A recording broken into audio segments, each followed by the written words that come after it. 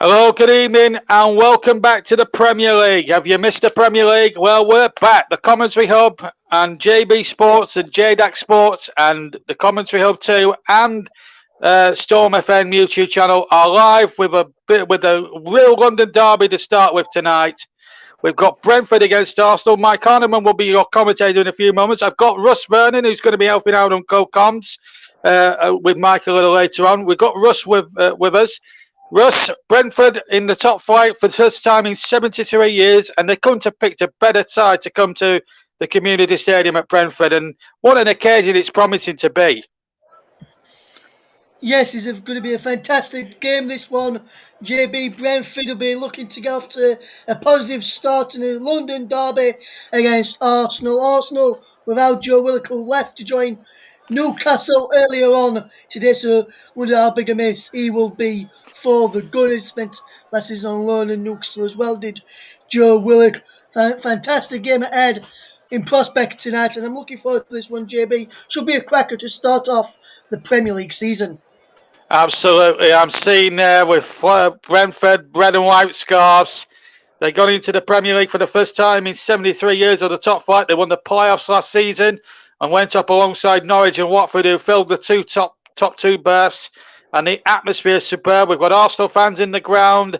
There's a carnival atmosphere at the community stadium. I nearly said Griffin Park, but it's a magnificent achievement for these guys, these supporters who have been from the mill with Brentford over the years.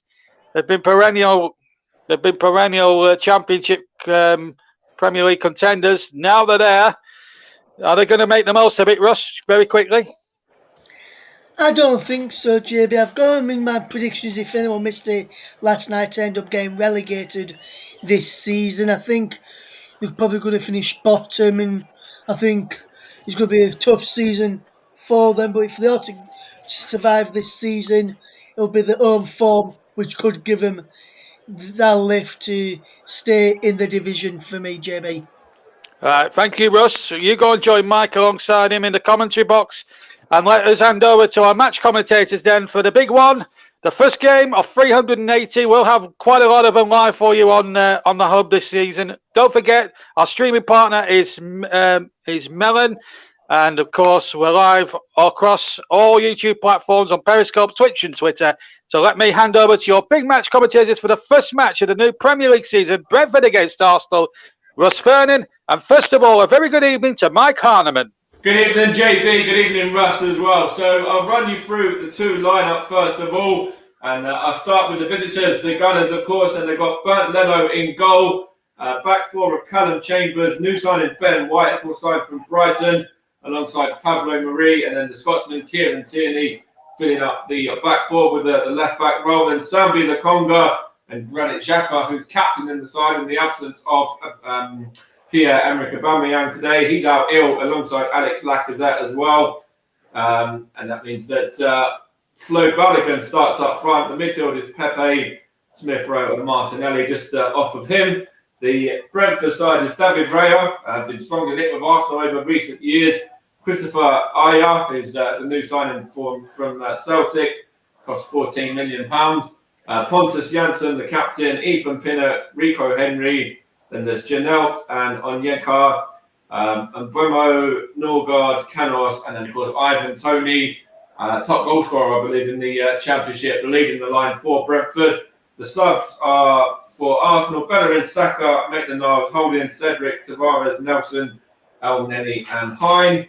And then in regards to Brentford's bench, it's Good, Force, Visa, the new signing, Gunnarsson, Godos, Devoglu, Bidstrup, Beck Sorensen and Rosa Lev, who make up the Brentford bench, with, of course, Thomas Frank in charge of them. He was just geeing up the crowd just a moment ago, trying to get everybody off of their seats as well before the big kick-off. And, of course, Nico Arteta in charge of Arsenal, the Spaniard as well. And just quickly jump into the officials for you, if you give me 30 seconds as well.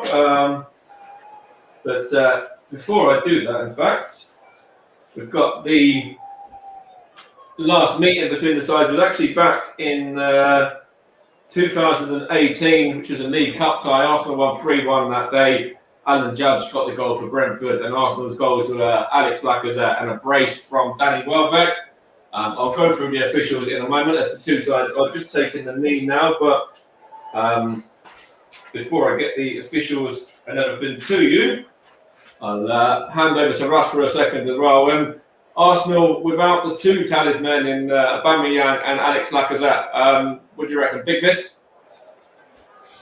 With Aubameyang, Mike, I think that is a really big miss for Arsenal. I think he's normally good in front of goal on opening day of the season, but we'll have to wait and see about Lacazette, my friend.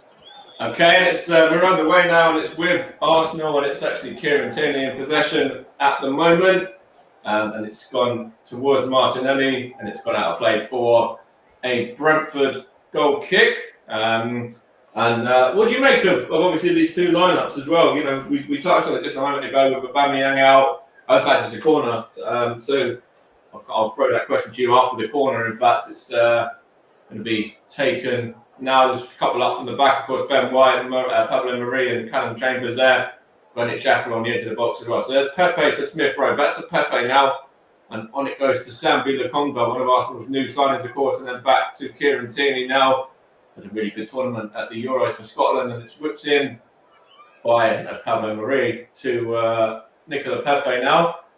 And he's trying to dance around the defender. He has to go back, though, to Kieran Tierney. And Tierney's shot straight down the nose of goalkeeper David Raya. And what do you make of these lineups? Of course, you know, the main talking points are who's missing for Arsenal, but, you know, Thomas Partey's obviously out for a couple of weeks as well. So Sambi Lokonga gets a run out in midfield alongside Granit Xhaka. What do you make to that with Ben White and Pablo Marie, the two chosen centre-back partners? Yes, well, looking at the midfield for Arsenal tonight in Xhaka and Sambi Lokonga, I think if Thomas Partey was available, Mike, I think he would have probably come in for Granit Xhaka.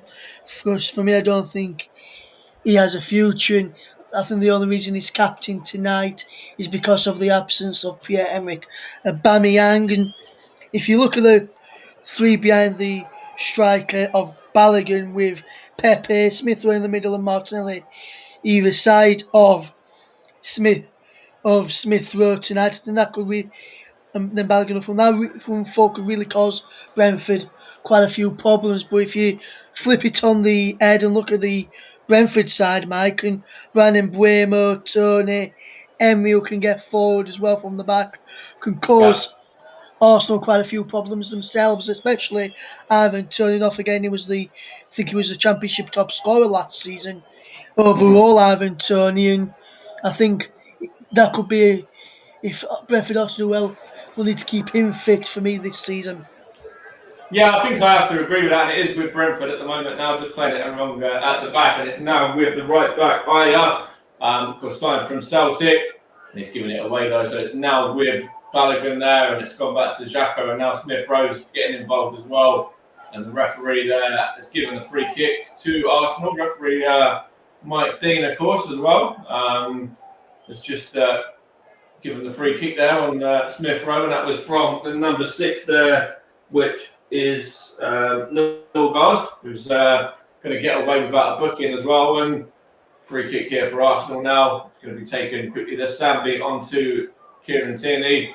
And he's just lost out there to Aya, and now it's with, I think that's Mbuemo. It's into midfield now for, I think that's Granit Xhaka for Arsenal, which he's going to just knock it back to Pablo Marie, and he's going to just go alongside to Ben White, and Ben White's going to hook it long, and it's tidied up by Ethan Pinnock there, just hook clear and away from danger for a throw on as Granit Xhaka, the man who's captain in Arsenal, has already been mentioned tonight, is very vocal there in his applause towards his teammate. And big night for Granit Xhaka, isn't it, as well? The fact that he's got the armband back on after, you know, what happened a number of years ago, and, you know, a lot of speculation surrounding his future as well this summer. It is, mate, yes, and so a lot of people thought he might have been leaving and going to Roma this summer. Obviously, he's sticking around for now anyway. That move could still materialise between now and the end of August. So it'll be interesting to see what sort of night he has. And see if he lets the armband and the captaincy affect him, or whether it doesn't really affect him at all, to be honest. Yeah, it'd be interesting to see what happens there. And of course, this David Ray is going to take this goal kick now as Arsenal just tried to play it down the line and it's gone out of play for what's gone out to be a goal kick. Sorry, and it's now down the line. Brentford have a throw on. It's going to be, I think it's Ethan Pinnock going over to take that now. And he looks like he's going to take his line to throw it short, which he does to, I think that was not. I don't know who that was, in fact, I couldn't quite see. The numbers on the back of Brentford shirts are not the easiest to spot, to be honest. But it's with Arsenal right now, and in fact, it's with Ben White, and it's gone out for an Arsenal throw in there. Callum Chambers just let it go behind, and we've had 5 minutes and 25 seconds of this game so far, which you want to sync up with us as well, so you're level with our, our own commentary. It still remains Brentford 0, Arsenal 0 as well, and it's been an interesting start. Not any sort of real clear-cut chances as the ball towards Balogun just goes through to David Raya, but Brentford, you've got to be quite pleased with the opening 6 minutes or so, haven't they? Really? They have, Mike, yes, and they must remember just to keep the concentration levels for a bit longer than this and not let the edge drop, especially if Arsenal do get an early goal. And you saw a few times last season if Arsenal went behind, they used to capitulate, and that's what happened in some of the pre-season matches as well, Mike. And Arsenal needs to be wary of that if Brentford do get in front. Like I mentioned to you, I think it might have been last night on the predictions that we did earlier on, Mike. Then this place at Brentford, whether it's the Brentford Community Stadium or Griffin Park, where they used to play, used to be, is an odd place for teams to go, Mike, and he could be proving it once again this season. Absolutely, and of course, I know anyone that's eagle-eyed has probably spotted already that I've mentioned the referee as Mike Dean. In fact, it is Michael Oliver. Mike Dean's on 4th official duty today. Stuart Burt and Simon Bennett assisting, and then we've got Chris Kavanagh on VAR with Sean Massey-Ellis, his assistant as well. There's Pablo Marie there, who's just caught out in possession, and it's gone behind for a Brentford throw in there. And I think Bernardo was a little bit of fault maybe there as well for that. That's an Arsenal throw with Kieran Tierney over it. And yes, Mike, 6-7 Donch, it can be very difficult, but we do our best. As Arsenal have a throw on here now. And it's Granit Xhaka just leaving it for Kieran Tierney. And it's going to be Frank Onyeka just focusing on there as well. Signed for Brentford from Midtjylland for the total, I think it was 8.6 million for the Bees, and that's quite a small margin in the way of the world these days, isn't it? When you look at the likes of Messi and how much they've gone for. It is, mate, yes, and if you compare it to likes of Jack Grealish as well, who's gone for 100 million, that is absolutely, yeah, really small compared to that deal as well. And just a big shout out as well, Mike, to our friend Bearded Twig. He says we'll have across the chance just for Nicola Pepe here. There's Smith Rowe. Sorry, mate. I'll come back to you in a sec. Pepe whips it in towards Balogun, straight into the hands of David Raya there. But no, apologies for cutting you there, mate. Did look like there was something maybe materialising, but it didn't happen to come to anything in the end. Yeah. Not a problem, Mike. But that's well.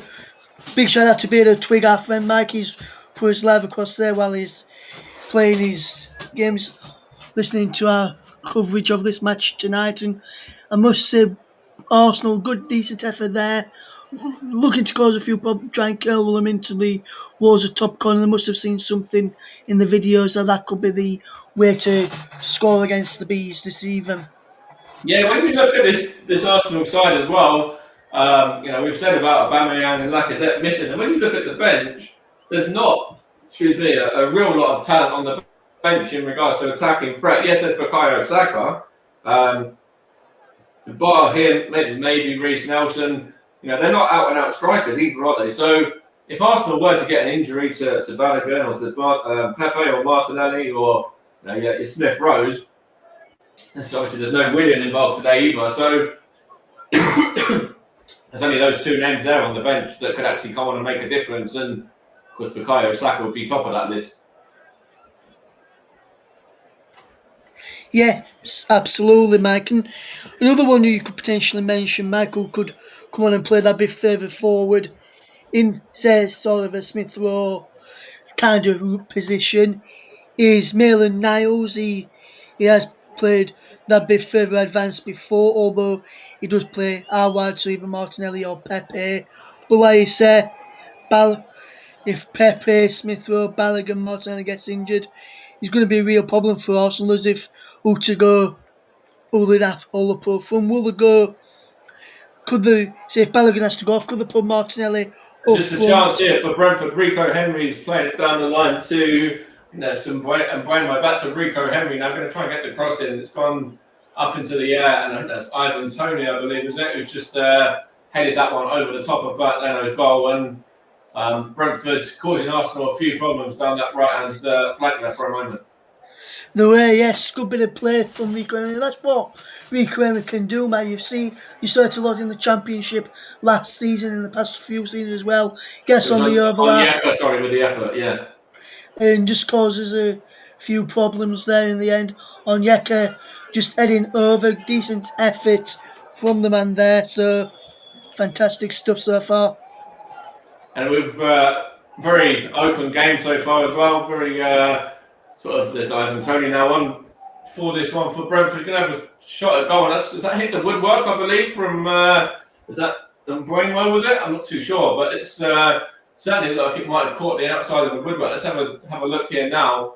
It's Pablo Marie in the end, and then Onyeka wins it there. I think it was Ivan Toney knocks it on to.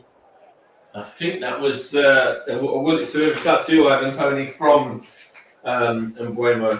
Either way, let's have a look. Yeah, Came from Tony onto Mbeumo, Mike, and Brian Mbeumo very unlucky not to it did look like it in the top corner there. I thought I was going in the top corner for a second. Yeah, it did look like it hit the outside of the post as well, and but Leno obviously has got to be careful. And if he was to get injured, Arsenal have only got the young goalkeeper Jakob Hein on the bench as well, who played a few times in pre-season, but of course, Arsenal still in the market for a goalkeeper with Aaron Ramsdale, a name that's been mentioned a lot recently for a 30 million fee, which for a goalkeeper is quite a hefty amount, especially when you're buying him as a number two rather than the first choice as well. But at the moment, there's no runners in this one either.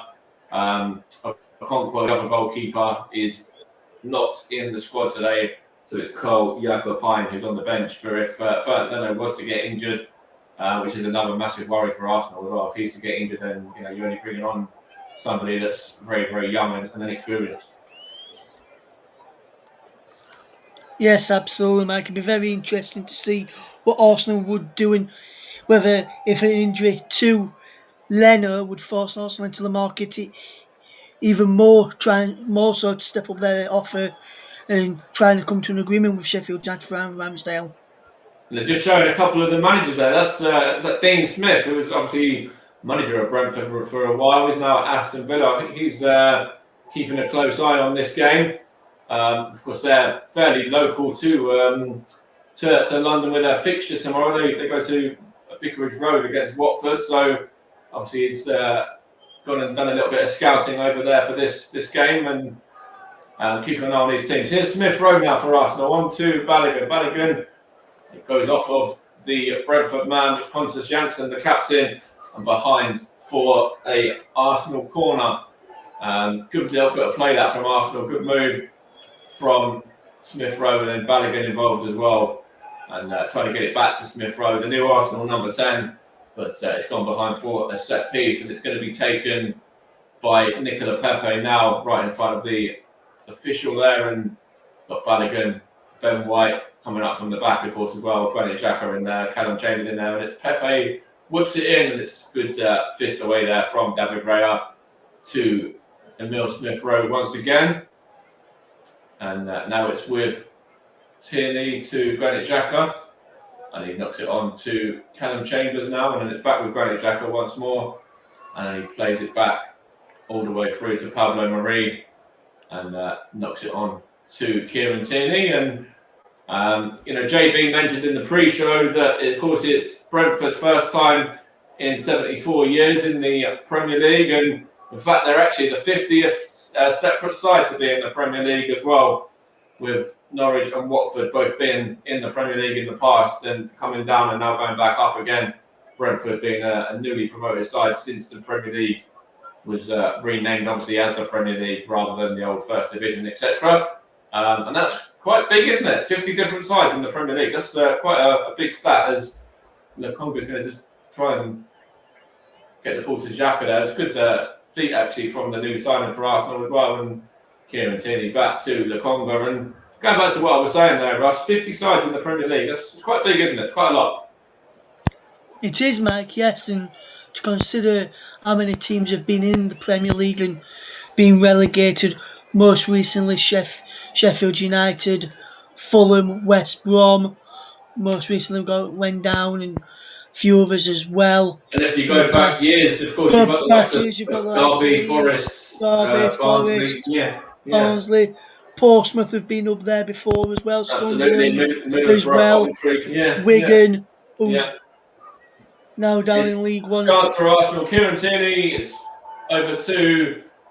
Who was that? That was Callum Chambers. I think it's blocked from Brentford, but there's been loads of different sides, isn't there? Of course, Brentford without in League One for a while, and Coventry, Portsmouth, all sides that have Swansea as well, Derby. There's loads and loads of different sides that have been in the Premier League for multiple times, and it's great to have another new face and a new name in the league as well, with Brentford now making up the 50th side, and for them to come up to the division. They played some good football last season, and I thought were deserving winners of the playoffs with that 2-0 win over Swansea as well in the final.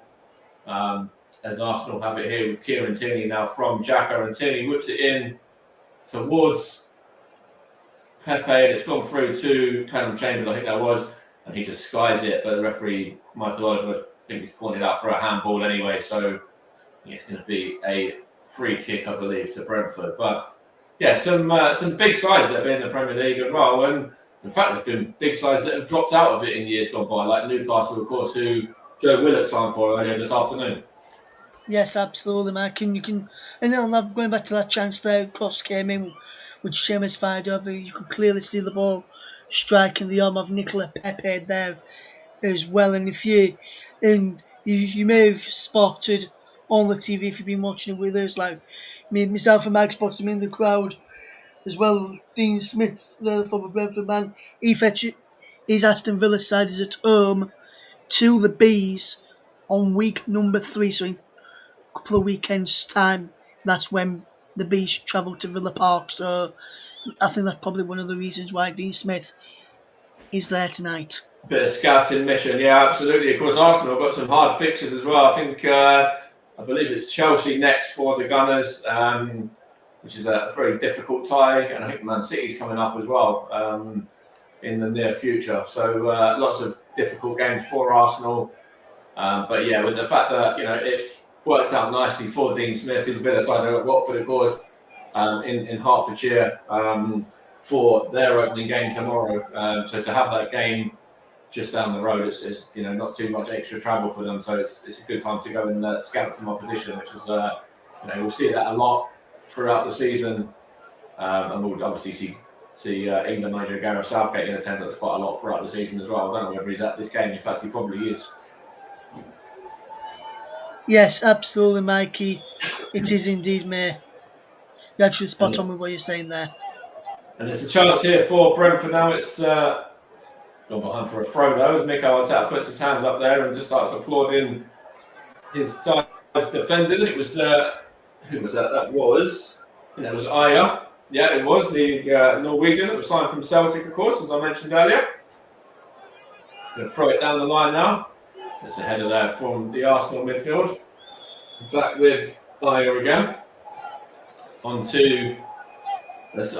Now it's with Brentford here, and it's Mbeumo is that. It's given to the Arsenal man. That was a bit poor there in terms of getting the cross away, the delivery, but Arsenal have only just hooked it clear, no one up the field really, and back with Brentford again, and Conte just knocked it back to his goalkeeper, who goes long and straight through to Kieran Tierney, and he just goes back to his goalkeeper, the German Bernd Leno. And bit of a flat sort of passage of game at the moment, isn't it, Russ? It's not really, in the last couple of minutes, it's kind of turned a little bit flat in terms of chances. Yes, no real chances at the moment since our last chance from Brian and Buemo. That's the closest I would say Brentford have come. Arsenal yet to really test David Raya in the Bees goal, and I think in the opening 20 minutes or so, the Thomas Frank and Brentford would be happier of the two managers. Indeed, they just won a corner here as well now, and it's going to be taken over on the right-hand side. There's a man down for Brentford as well. Michael Oliver's just going over to check on him to make sure that everything's all okay and that he's not got to get the treatment on, get the physio on, I should say. He's up to his feet straight away though, so that's good to see. No messing about, and Brentford are able to just take this corner relatively quickly. They will be able to now, as everyone seems to be up there for Brentford, and in fact Arsenal got everybody back as well. I think the only one that's not in that half is the goalkeeper David Raya. I think everyone else is in that half of the field, and it's going to be taken by, I think that's the Canos now for Brentford, I believe, taking this corner. It's whipped in, it's headed clear by Pablo Marie, and put back to David Raya now by Onyeka. David Raya is going to take a couple of touches. He's got no Arsenal mans around him, and he just goes long and headed on there towards Mbeumo. There's a chance here. There's a bit of a dodgy moment there for the Arsenal back line, and still with Brentford now. It's going to be an effort to goal, and it's into the back of the net. Brentford have taken the lead, and it is, who's this now, the goal scorer? Let's just see who it is now. I think it might have been, is it Norgard? No, not Norgard. Who was it? Is it? Can't quite see who it was, but it was a great finish anyway from the Brentford man. And it's all the way from a long ball from the goalkeeper there, headed on by, I think that's Mbeumo headed it on. I think Arsenal struggled to get it clear. And just want to have a look who it was now. Coming in from this left-hand side, I think it might have been Canos, was it, with a goal? Let's have a look here now. It was hook clear. It was Sergi Canos. Yeah, Sergi Canos, Mike, yeah. Superb goal. Chambers didn't get it fully clear, came back towards him. Chambers, wisely opening his legs there and letting him shoot between his legs. And if he kept his legs closed and had his shot block, he would have been able to block the shot there. But Mike, as I mentioned to you, once Brentford take lead, it's very hard for teams to come from to get something out of games, especially when Brentford take the lead, whether it's Griffin Park or here, or Brentford are in the lead, deservedly so as well, being the better side since the last few going into the last few minutes of the game, and they fully deserve the lead, Mike. 1-0 Brentford. Yeah, and you've got to question the goalkeeper Bernd Leno as well, getting beaten at his near post like that. I think Mikel Arteta is going to be absolutely furious at that one. Yes, Mike, and absolutely furious in that one. In Brentford, with that early goal, and I did say that I put them at the bottom of the table in my predictions. If you at the moment, they're currently sitting top. On the podcast, that's at the moment, as you mentioned, they're currently sitting top. Arsenal are the team sitting in bottom, so it could be a very long night for the Gunners. And it's given away now as well, and Brentford are looking to attack straight away. Yet again, we're trying to feed Mbeumo now, and it's all the way back to Bernd Leno from Pablo Maria, I think that was. And Arsenal really have to, regroup now and get their act together, get their heads together. As Smith Rowe knocks it back to Pablo Marie, and then as we said before, they've got to do it with what's on the field really as well. So Mikel Arteta, it's probably ruined the fact that he's got a couple of players out injured and with illness and unavailable to him. And of course, he might even be ruined the fact that he sold Joe Willock a couple of hours ago to Newcastle as well. The fact that he's an attacking threat for the Gunners and somebody that Arsenal might have been able to deal with tonight off the bench. Yes, Mike, absolutely. And since that goal, Arsenal, it seems to have shocked Arsenal. The crowd getting behind the team as well, getting behind the Bees in a very good start. And Sergio Canos, Spanish, former Spanish, I think he was under 21 international as well. Sergio Canos, and a first Premier League goal for him, first ever Premier League goal for him as well. I don't think he's featured in the Premier League before, but Arsenal now, if they are to get anything out of this, have to come from behind, which some of the times in last season, they didn't really do that well of Mike, as you, being an Arsenal fan, will remember. Yeah, they're just showing here now in regards to this Brentford goal whether the ball had gone out of play, I think, and the whole ball there is. It's hard to call, really. I want to see this. Is it because he was out of play? I don't know. Were they expecting to be defending a corner, the Arsenal back line there? But for me, it's very difficult to call. But obviously, with VAR, I did look at VAR, and the VAR officials did look at it and deemed that the ball hadn't completely gone out of play. And you can't argue with that. Obviously, they do their bit and they try and get the decision the best they can. If it's not clear and obvious, of course, as well, they can't be doing anything to go against the referee's decision either, can they? But what do you make of that? When I saw it there, it's hard to call.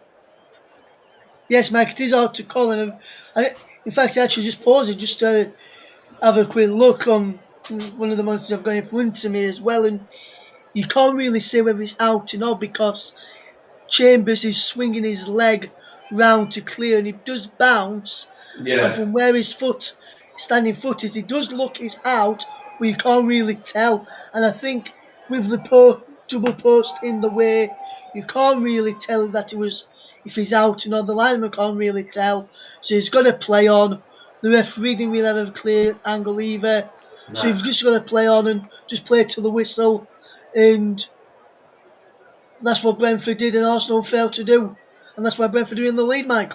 Yeah, absolutely. As I said, it's not clear and obvious either. So VAR can't really get involved as Ben White just smashes one out for a Brentford throw on. And the throw-ins are in. They're just padding in on some of the Arsenal supporters now.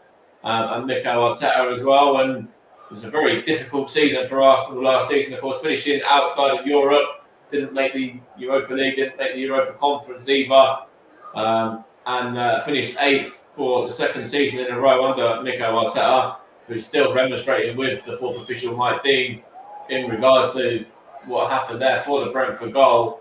It's a long night for Arsenal, and it could be another long season, couldn't it? As well, I know we're only into 28 minutes into it, but. To go to Brentford, and if Arsenal are to lose this game today, as Brentford just have an effort there over the top of the goal from, I think there's Norgard as well. And it's gone sort of away from danger there. But if Arsenal were to lose this game against the newly promoted side, it's even without Aubameyang, Lacazette, Willian, Thomas Partey, there's still enough quality about this Arsenal side, still plenty of internationals. So Arsenal really have to be looking at picking up 3 points here. But the way that things have started, it could be a long evening as the Brentford fans are up to their feet as well to applaud a former player, or is that a fan there? And it says remembering Robert. I think it might be an assistant maybe. So since he's there with Thomas Frank anyway, maybe it was a fan. I can't quite see. Even the Brentford manager's getting involved as well there. I'm sure JB will let us know what that's in regards to, but it's still a lovely touch there as you see every Brentford fan to their feet and applauding there, which is a nice touch. It is a nice touch, Mike, yes, and I think, Mike, that the Arsenal fans are also at the ground are also joining, will be also joining, and the Arsenal fans will going to join in with this applause as well. I think it might be a former assistant, or it might be a fan who managed to get there one day during last season before COVID hit to the training ground to meet the players and the coaching staff, and that's why. And they've done it on this game when fans were allowed back in the stadium. I think that's why they're doing that. I think it's for a fact. former Brentford fan. And one of the Brentford fans who passed away, I think. But I'm not 100% sure about that. I'll try and find out. Yeah, I was going to try and have a look as well, what it was regards to. But as I said before, it was a lovely touch there. With Brentford are in now as well for a run at goal, and it's Mbeumo. It's still going as well. He's going to get a shot away, and he's fired it wide of the goal there. Kind of just miscued his effort there, dragged it wide of the goal. But again, that's quite poor defending from Arsenal, and Mbeumo there. You know, he was just dancing through. He danced past Pablo Marie. Ben White couldn't do anything either. Granit Xhaka was in there. You know, I think he took it round Ben White there and just dragged it wide of the goal. But he was having free reign there. He was all over that Arsenal back line. Yes, and a lot of people are saying Ben White will make this Arsenal back line a lot stronger and a lot better. But when you've got the likes of Pablo Marie, Callum Chambers in that back line as well. Balogun, it's gone behind there for a goal kick. Has it gone behind for a goal kick or has it gone behind for a corner? It was Kieran Tierney into Balogun. Balogun tries to swivel and get a shot away. Yeah, for a goal kick, Mike has gone for. It was the Brentford man there. I think it was Pinnock involved, not Pinnock, sorry, it was actually Rico Henry, sorry. And it's come off of him and then come back off of Balogun and behind for a goal kick. But that's good defending, isn't it, from the Brentford left back? It is, Mike, yes. And I think, and also it was a fantastic bit of play before that from Brentford trying to cause a few more problems down at the other end. So I'm going to try and find out what's happened, why they applauded and who it was for you, Mike, and I'll let you know in the next breaking play. Okay, Brentford are back up on the ascendancy again now. It's Ivan Toney trying to find the on-running. I think that's Onyeka, sorry, Janab, sorry. He's gone back to Pinnock now, and now Sergi Canos, the goal scorer. And he goes back to Pontus Jansson, and he's going to knock it on to Christopher Aya over on the right-hand side. And he goes on to Canos into Mbeumo. There's Onyeka now. Christopher Aya. Brentford just happy to pass it around at the moment. Yes, Canos again. Yeah, swap sides now as well. So to add to a little bit more confusion for me. In fact, I can't really see the numbers on the back of their shirts too much anyway. But now they're swapping sides as well. So thanks for that. But no, it's with Brentford at the moment, just comfortably playing it around at the back. One shot on target each.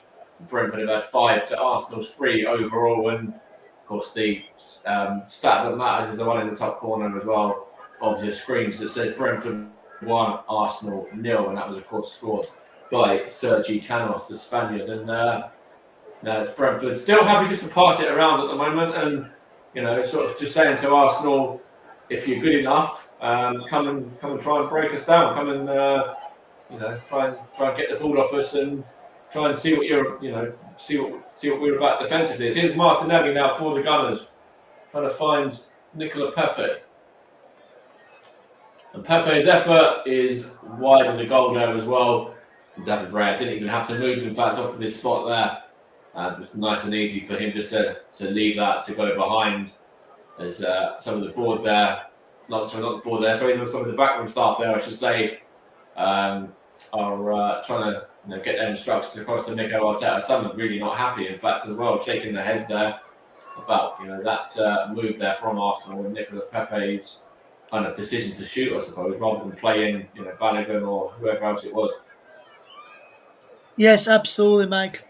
And I think with that Pepe effort there, Mike, he leaned back a little bit, and that's why the shot was went wide of the target there. And with regards to that applause, which they did remember in Robert, back in 2018, Monday 12th of November 2018, Robert Rowan was the Brentford technical director, and he died at the age of 28 when he suffered a fatal cardiomyopathy episode in the early hours of that morning. He went to bed the night before and died in his sleep, and he left behind his wife, Susan, who were married in November 2016. So rest in peace, Robert, and thoughts good to your wife at this sad time as well.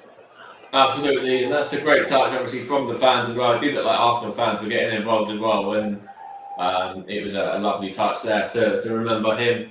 Of course, somebody that sadly passed away at such a very young age as well. So, yeah, all of our condolences and our thoughts go out to the family of Robert there. And, so as I said, it was a lovely touch there for Brentford to mark that on their opening appearance in the Premier League. For the first time, as we say, in 74 years. It's now with Ben White for Arsenal. Time from Brighton, of course. Now it's Callum Chambers. It's Granit Xhaka, the acting Arsenal captain for the day. Callum Chambers on to Ben White now. Just being played around at the moment. And it's now with Callum Chambers yet again. Arsenal just playing it around. Of course, if you do want to give us a follow, you can follow us on YouTube at the Commentary Hub, also Commentary Hub 2 as well, also on JB Sports. Of course, we're also in association with J-DAC Football and Storm FM as well, and our streaming partner for the season is Melon, so give that a check over as well, give that a look into and see what all that's about. And of course, you're listening to the Commentary Hub, and it's the opening Premier League fixture of the 2021-22 campaign. And Brentford lead Arsenal by a goal to nil so far. I'm your match commentator, Mike Hindman. We've got Russ Vernon in the co-com seat as well alongside me this evening. So currently Arsenal just playing it around here with Ben White and Callum Chambers, and just a bit of 1-2 between the pair. And it's going to go back, is it, to Bernd Leno? In fact, yes, it is. And he's going to just take a couple of touches and then play it out. And in fact, that was sloppy from Arsenal again there. Poor defending yet again, something that's been seen a lot from Arsenal in recent years when they're being played out from the back. And I'm sure, probably a bit like me, there was many Arsenal fans getting a few heart palpitations right there when you see Arsenal playing it around from the back and making those sort of stupid mistakes that Arsenal have done in the last 3 years. New season, same mistakes by the looks of it. Yes, and Mike, and it's not just like it's happened today, the mistakes. It happened some games in pre-season as well for Arsenal in some of the games I managed to see. So it's not like they've got after him in pre-season and then they've just suddenly reappeared again. They continue from their back end of last season into the pre-season, and it's continuing again today in these matches as well. There's an effort there from Balogun, and it's a wayward effort as well. Not even testing David Raya. In fact, he wasn't even on target as he goes well wide of the goal. And as I said just a moment ago, Arsenal, really, really poor playing it around from the back there. You mentioned it just then. It's happened in pre-season. And in fact, Arsenal have been very, very poor, largely in pre-season as well. There's a couple of wins that have happened behind closed doors. But when you look at some of the fixtures that Arsenal have had, Hibs beat Arsenal, of course. There was the game against Tottenham where, of course, Tottenham beat Arsenal in the Mine Series. Chelsea beat Arsenal in the Mine Series as well. And then the other game, was it Rangers, which was a draw, I believe? As Gareth Southgate is in attendance, so I called it about 20 minutes ago, but, you probably did expect him to be there, and indeed he is. The England manager. I'm looking over a couple of players here in this ranks, and of course in the two-side ranks. And Ivan Toney is a potential that he might be looking over as well, alongside the likes of Saka and Smith Rowe maybe. But is that a foul there on Balogun? The referee says no, it wasn't. It was just well defended there by Pontus Jansson. And of course, we've got the World Cup coming up in December this year as well. Do you reckon Ivan Toney, if he performs very well between now and, sort of say early December, has got a shout with maybe going to that World Cup in Qatar, Russ? Or do you reckon it's, that there's still sort of strikers with more quality about them than sort of Ivan Toney has? And I'll just correct you, Mike, it's not this December, it's December 2022 when the World Cup is. Yeah, if he has a good season this season and he manages to keep Brentford up, and then he has starts off next season really, really well, he could have a good chance. But it will just depend on the form of the other strikers that Southgate has at his disposal, and it'd be interesting to see whether he'll get a look in for the September international matches, because there's going to be no Marcus Rashford in the side because he's out injured at the moment and having surgery very, very soon. Yeah, that's a shout. Of course, Marcus Rashford, of course, Mason Greenwood, another name there as well. Dominic Calvert-Lewin, Harry Kane. There's a lot of strikers. Of course, Patrick Bamford, of course, I have to throw into the mix. The fact you're alongside me as well. It'd be sort of bad of me if I didn't. The fact you're, a big Leeds fan, as he's another name that was had a really good season last season. But yeah, there's certainly 6 or 7 names that could get into that England side. So some that are already in it and going to be guaranteed to get in it, but there's still 4 or 5. Even the likes of Ollie Watkins, of course, maybe as well, that could potentially get into those friendlies. Yeah. There's Arsenal with a throw on right now. That's back with Callum Chambers to Ben White, and now Bernd Leno on to Pablo Marie. 5 minutes till half time. Of course, in this half, Arsenal are playing from right to left, and Brentford playing from left to right. And it's Arsenal with Nicola Pepe right now in the blue, the changed blue shirts and blue shorts and looks like red socks, which is very interesting. And then Brentford in the red and white, of course, shirts, black shorts and black socks. There's a chance here for Arsenal, but goalkeeper David Raya just comes out and claims that comfortably. And of course, he was linked with Arsenal, as I said at the start of the programme, a number of years ago. So I wonder whether, potentially, if the Ramsdale deal was to fall flat, then David Raya might be a name back on Mikel Arteta's shopping list again. Absolutely, Mike. It could be, yes, but very interesting to see who Arsenal do go for, whether it will be Ramsdale or will it be the man in the Brentford goal. Absolutely there, and we've just got about 3 minutes or so until we'll find out how much additional time we've got of this half. And Brentford are still leading by that goal to nil, scored by Sergi Canos, of course. The Brentford number 7. And David Raya just goes along with this goal kick, looking for Ivan Toney, and is that a foul there? Referee says yes, he was backing into Ben White, and Arsenal have a free kick now, and the number 4 knocks it on to Callum Chambers into Granit Xhaka now. And out it goes to Sergio Lukonga, his set-up midfield partner for the day. And now it's Martinelli back to Lukonga again, and all the way back to Ben White, and now Callum Chambers. And then he goes looking for Smith Rowe as Chambers now.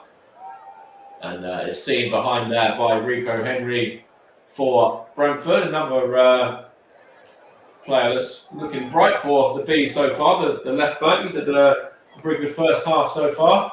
As just looking here now in regards to last season, of course, Aubameyang got 15, Lacazette got 17 for Arsenal. Nicola Pepe was sandwiched in between that with 16 in all competitions. But other than that, Bukayo Saka got 7 on the bench today. And Eddie Nketiah got 6, of course, another one who I didn't mention earlier, who's also out and unavailable. He's got an injury. So, in fact, Arsenal from this starting lineup have only got Nicola Pepe, who was in double figures last season. There's a chance here for Brentford now, and it's Ivan Toney who's going to come up against Callum Chambers and Bomo now. In fact, what was it though? So Yeka, sorry, and it's gone behind there in the end. Cross was looking for the midfielder of Yanal, and it's gone behind for what's going to be a Arsenal goal kick. But yeah, go on, Ross, what were you going to say there in regards to Nicola Pepe, of course, being the only man who was in double figures, of course, bar Joe Willock, but most of those were for Newcastle. Yes, and last season had a very good season. It'll be interesting to see whether he can continue that form going into this season. At the moment, it doesn't look like that's going to be the case, but you just don't know, Mike. It could be. You just never know, my friend. Absolutely, and we're coming up to the end of this first half now, as Bannigan tried to control it there but couldn't, and it's now Nicola Pepe for Arsenal. He's dropped back a little bit deeper there, and he's gone to Marie and now Ben White. Arsenal just playing it around at the moment. Simple balls along the floor. It's Sambi Lukonga now for the Gunners, and it's now Kieran Tierney gives it in back once more. Of course, Arsenal's new signing, Sambi Lukonga as well. Had a really good pre-season, in fact. Looked quite impressive, really, and a lot of Arsenal fans do really like Sambi alongside, Ben White and Nuno Tavares. Very good signings, but still not enough for Arsenal yet, and that's kind of showing today with the lack of strength and depth and the lack of quality that's on this pitch as well. When you look at some of the names on the bench, there's not many names there that can come on and make a difference either. And some of these players for Arsenal, there's a couple of names here who, probably wouldn't be playing if Aubameyang, Lacazette, etc. were on. But it's now Martinelli for Arsenal, and it's Nicola Pepe going to get a shot away, and it's blocked by, that was Pinnock, was that? In fact, I think it was Onyeka, as we're into a minute of additional time. We're 30 seconds into that. It does look like Brentford are going to be going in at the break with a goal to their name, a goal lead to their name, sorry. That's Sergi Canos' goal. And we're only about 15 seconds away. That's 150 of senior career start for Ethan Pinnock as well. The man who just made that block there, in fact. And the Jamaican, a real big name player, alongside Pontus Jansson. Two very good defenders. I think they'll certainly play their part for Brentford this season, alongside the goals of Ivan Toney. But the half-time whistle has been blown now in this game that, of course, we're bringing to you here on the Commentary Hub. And it's Brentford, the newly promoted side, who are leading Arsenal by a goal to nil. Sergi Canos, the goal scorer. And all to do at the break for Mikel Arteta. Of course, he's got to do it without his captain, without his talisman, without Alex Lacazette, without many, many more names as well. And, of course, without really going too much into the transfer market yet either. So, big second half for Mikel Arteta and for Arsenal. But Brentford and Thomas Frank, they'll be delighted with that first half. They're 1-up at the break. Thank you, Mike. Thank you, Russ. Russ will be rejoining us in a second or two for the analysis. Before I'll give Russ about 5 minutes to get back his breath back, because it's been a magnificent first half. Brentford leading, would you believe, by a goal to nil. Who would have seen that one coming? But a great goal. Arsenal really didn't switch off. They can complain till the cows come home. It didn't look clear and obvious, as the guys said in commentary earlier, and I think they are right. You couldn't, when VAR look at it, they can't conclusively prove that was over the line or not, but there you go. That's just the way it is. Right, we've got some more live football for you tomorrow afternoon. We've got 3 matches, in fact, spread over the course of about 7 hours. At lunchtime, we've got Leeds away at Manchester United. Russ Burner will be in the presenter's chair for that one, and then he will also be in the presenter's chair for something a little bit different at about 2:50, because we're going to be diving into the Ishbian League, where Nicholas Jones will be at the ground for the game between Binfield and Basingstoke, and that will be live on all platforms tomorrow. What a game! What an afternoon that promises to be. And then I'm doing the back shift tomorrow evening on the presenting. And Russ will be our commentator as well, because we've got Norwich's return to the Premier League, and they're playing Liverpool as well. And what a game that promises to be. And on Sunday at 4:30, another final live match of the weekend, we have live audio commentary of Tottenham's match with Man City. John Kane, the man behind the microphone, for that one. Well, Russ, have you got your breath back after that first half?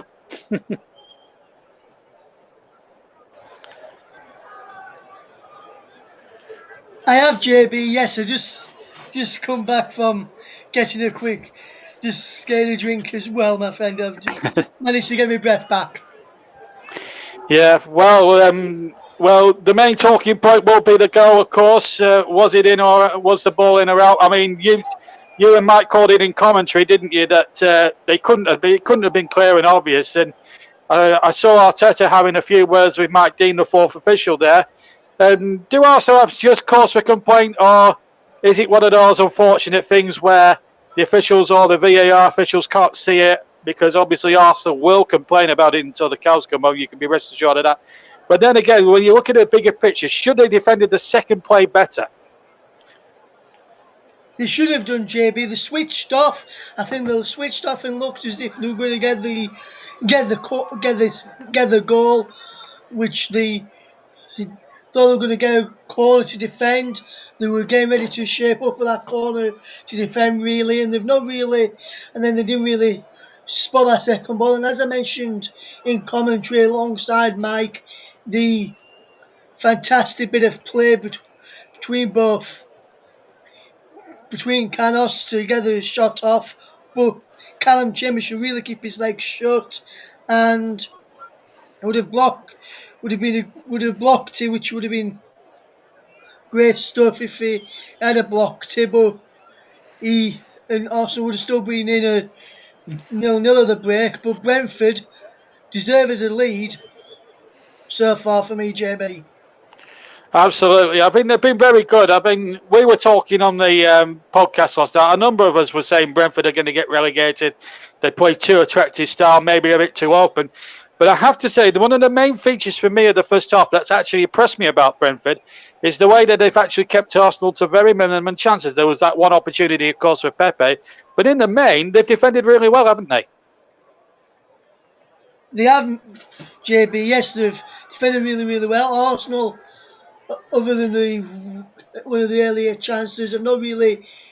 Yes, Arsenal have had a lot of possession, and I think Mike will agree with me on this, because he'll be listening along. I think he'll agree with me on this. Yes, Arsenal have had a lot of possession, but they've not really done anything with it in the final third as of yet. Whereas when you look at Brentford going forward, they cause problems, they're causing problems, and they're trying to get in amongst them. And every time Brentford go forward, they look as though they can't score goals.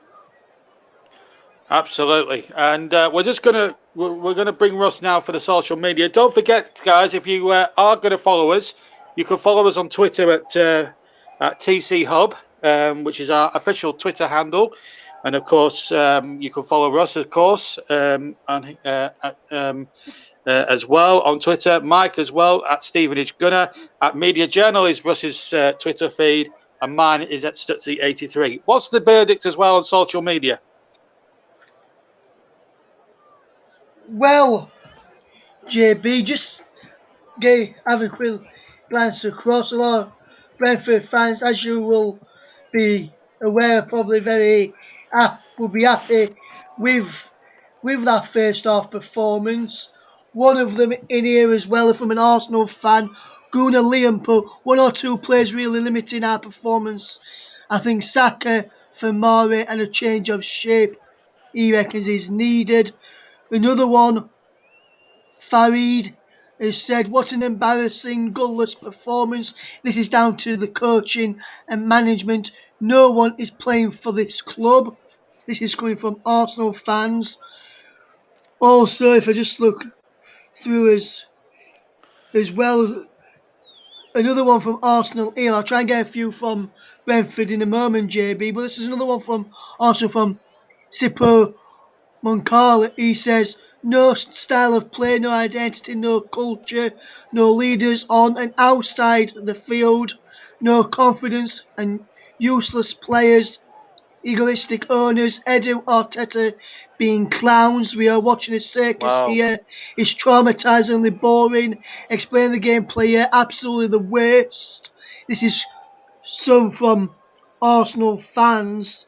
That is, I have to say, Russ, we're just putting in there, that is quite strong. I mean, obviously we'll see our AFTV after the match when we all come off the air, and they'll have strong opinions. But that just shows the discontent. And Mike's on as well.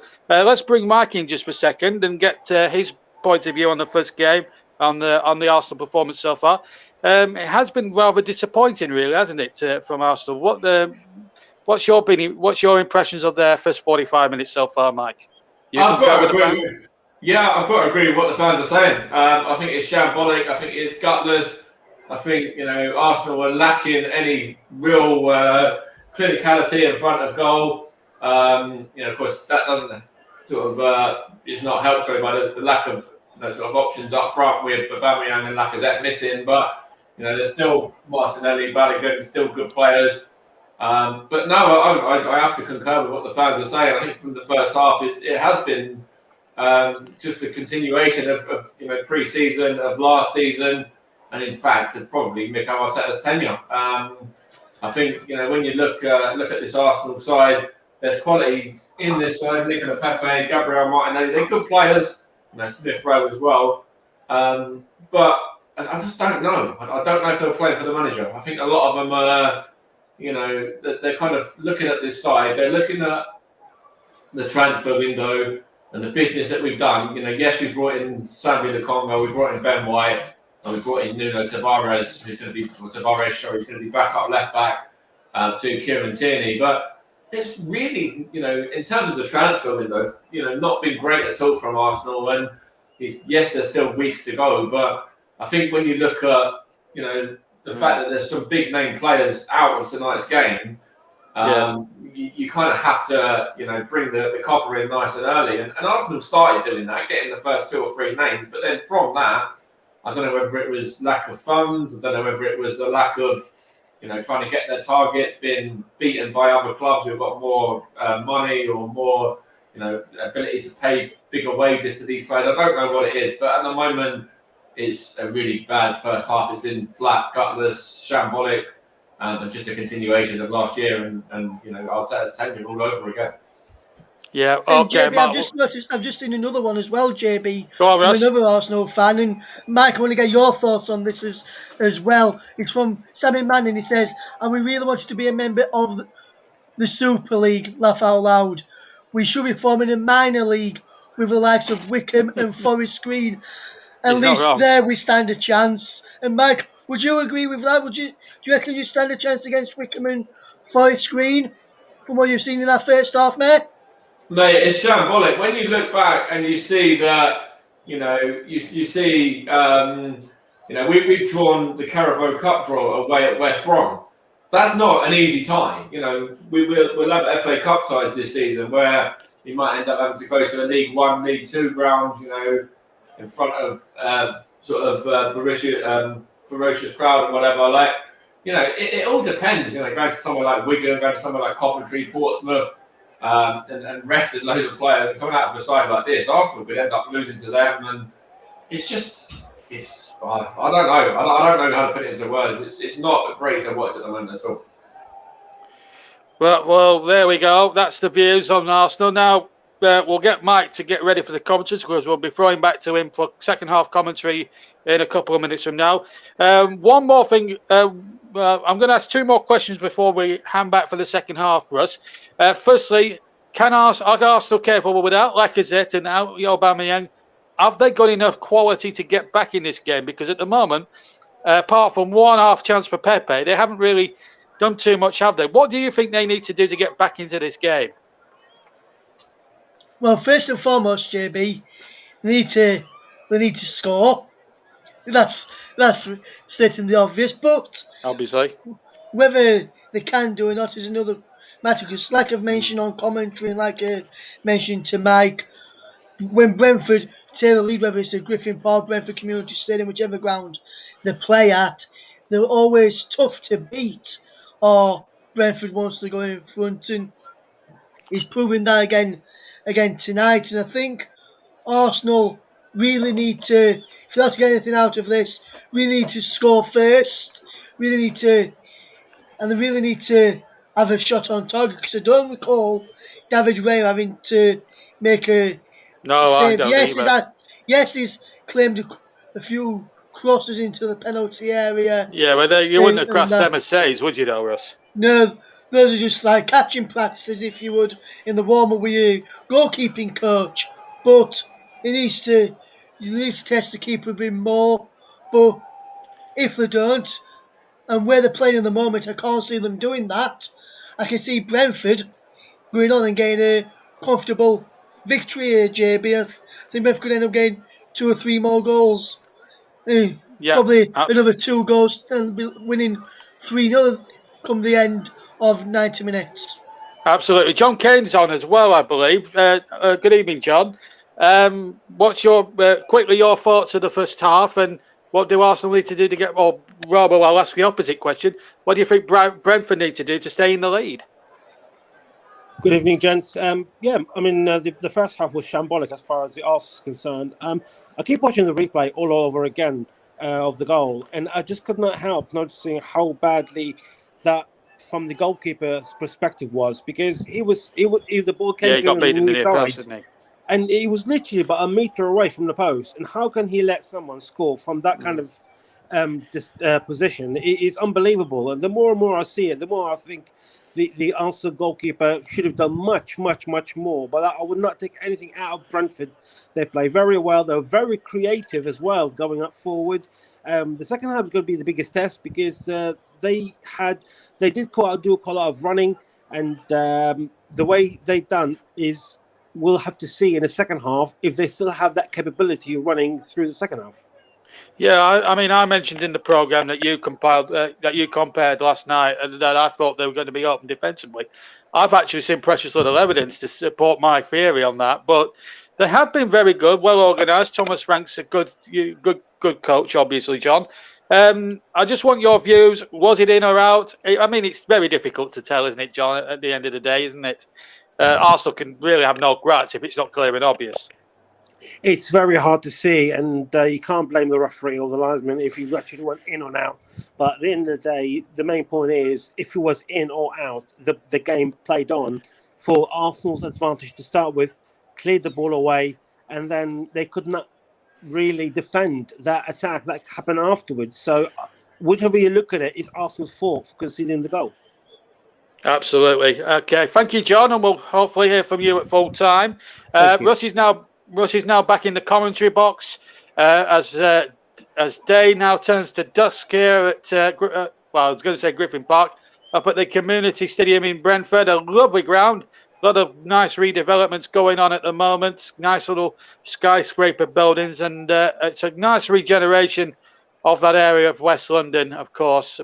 Brentford, of course, replacing Fulham from that side. And obviously, what a derby it's going to be between Fulham and Chelsea, that is for sure. We're just waiting for the teams to come back out. In fact, let's rejoin the second half now, and let's rejoin your two commentators, Russ Burning, who's got to choose the man of the match a bit later. And first of all, welcome back, Mike Harneman.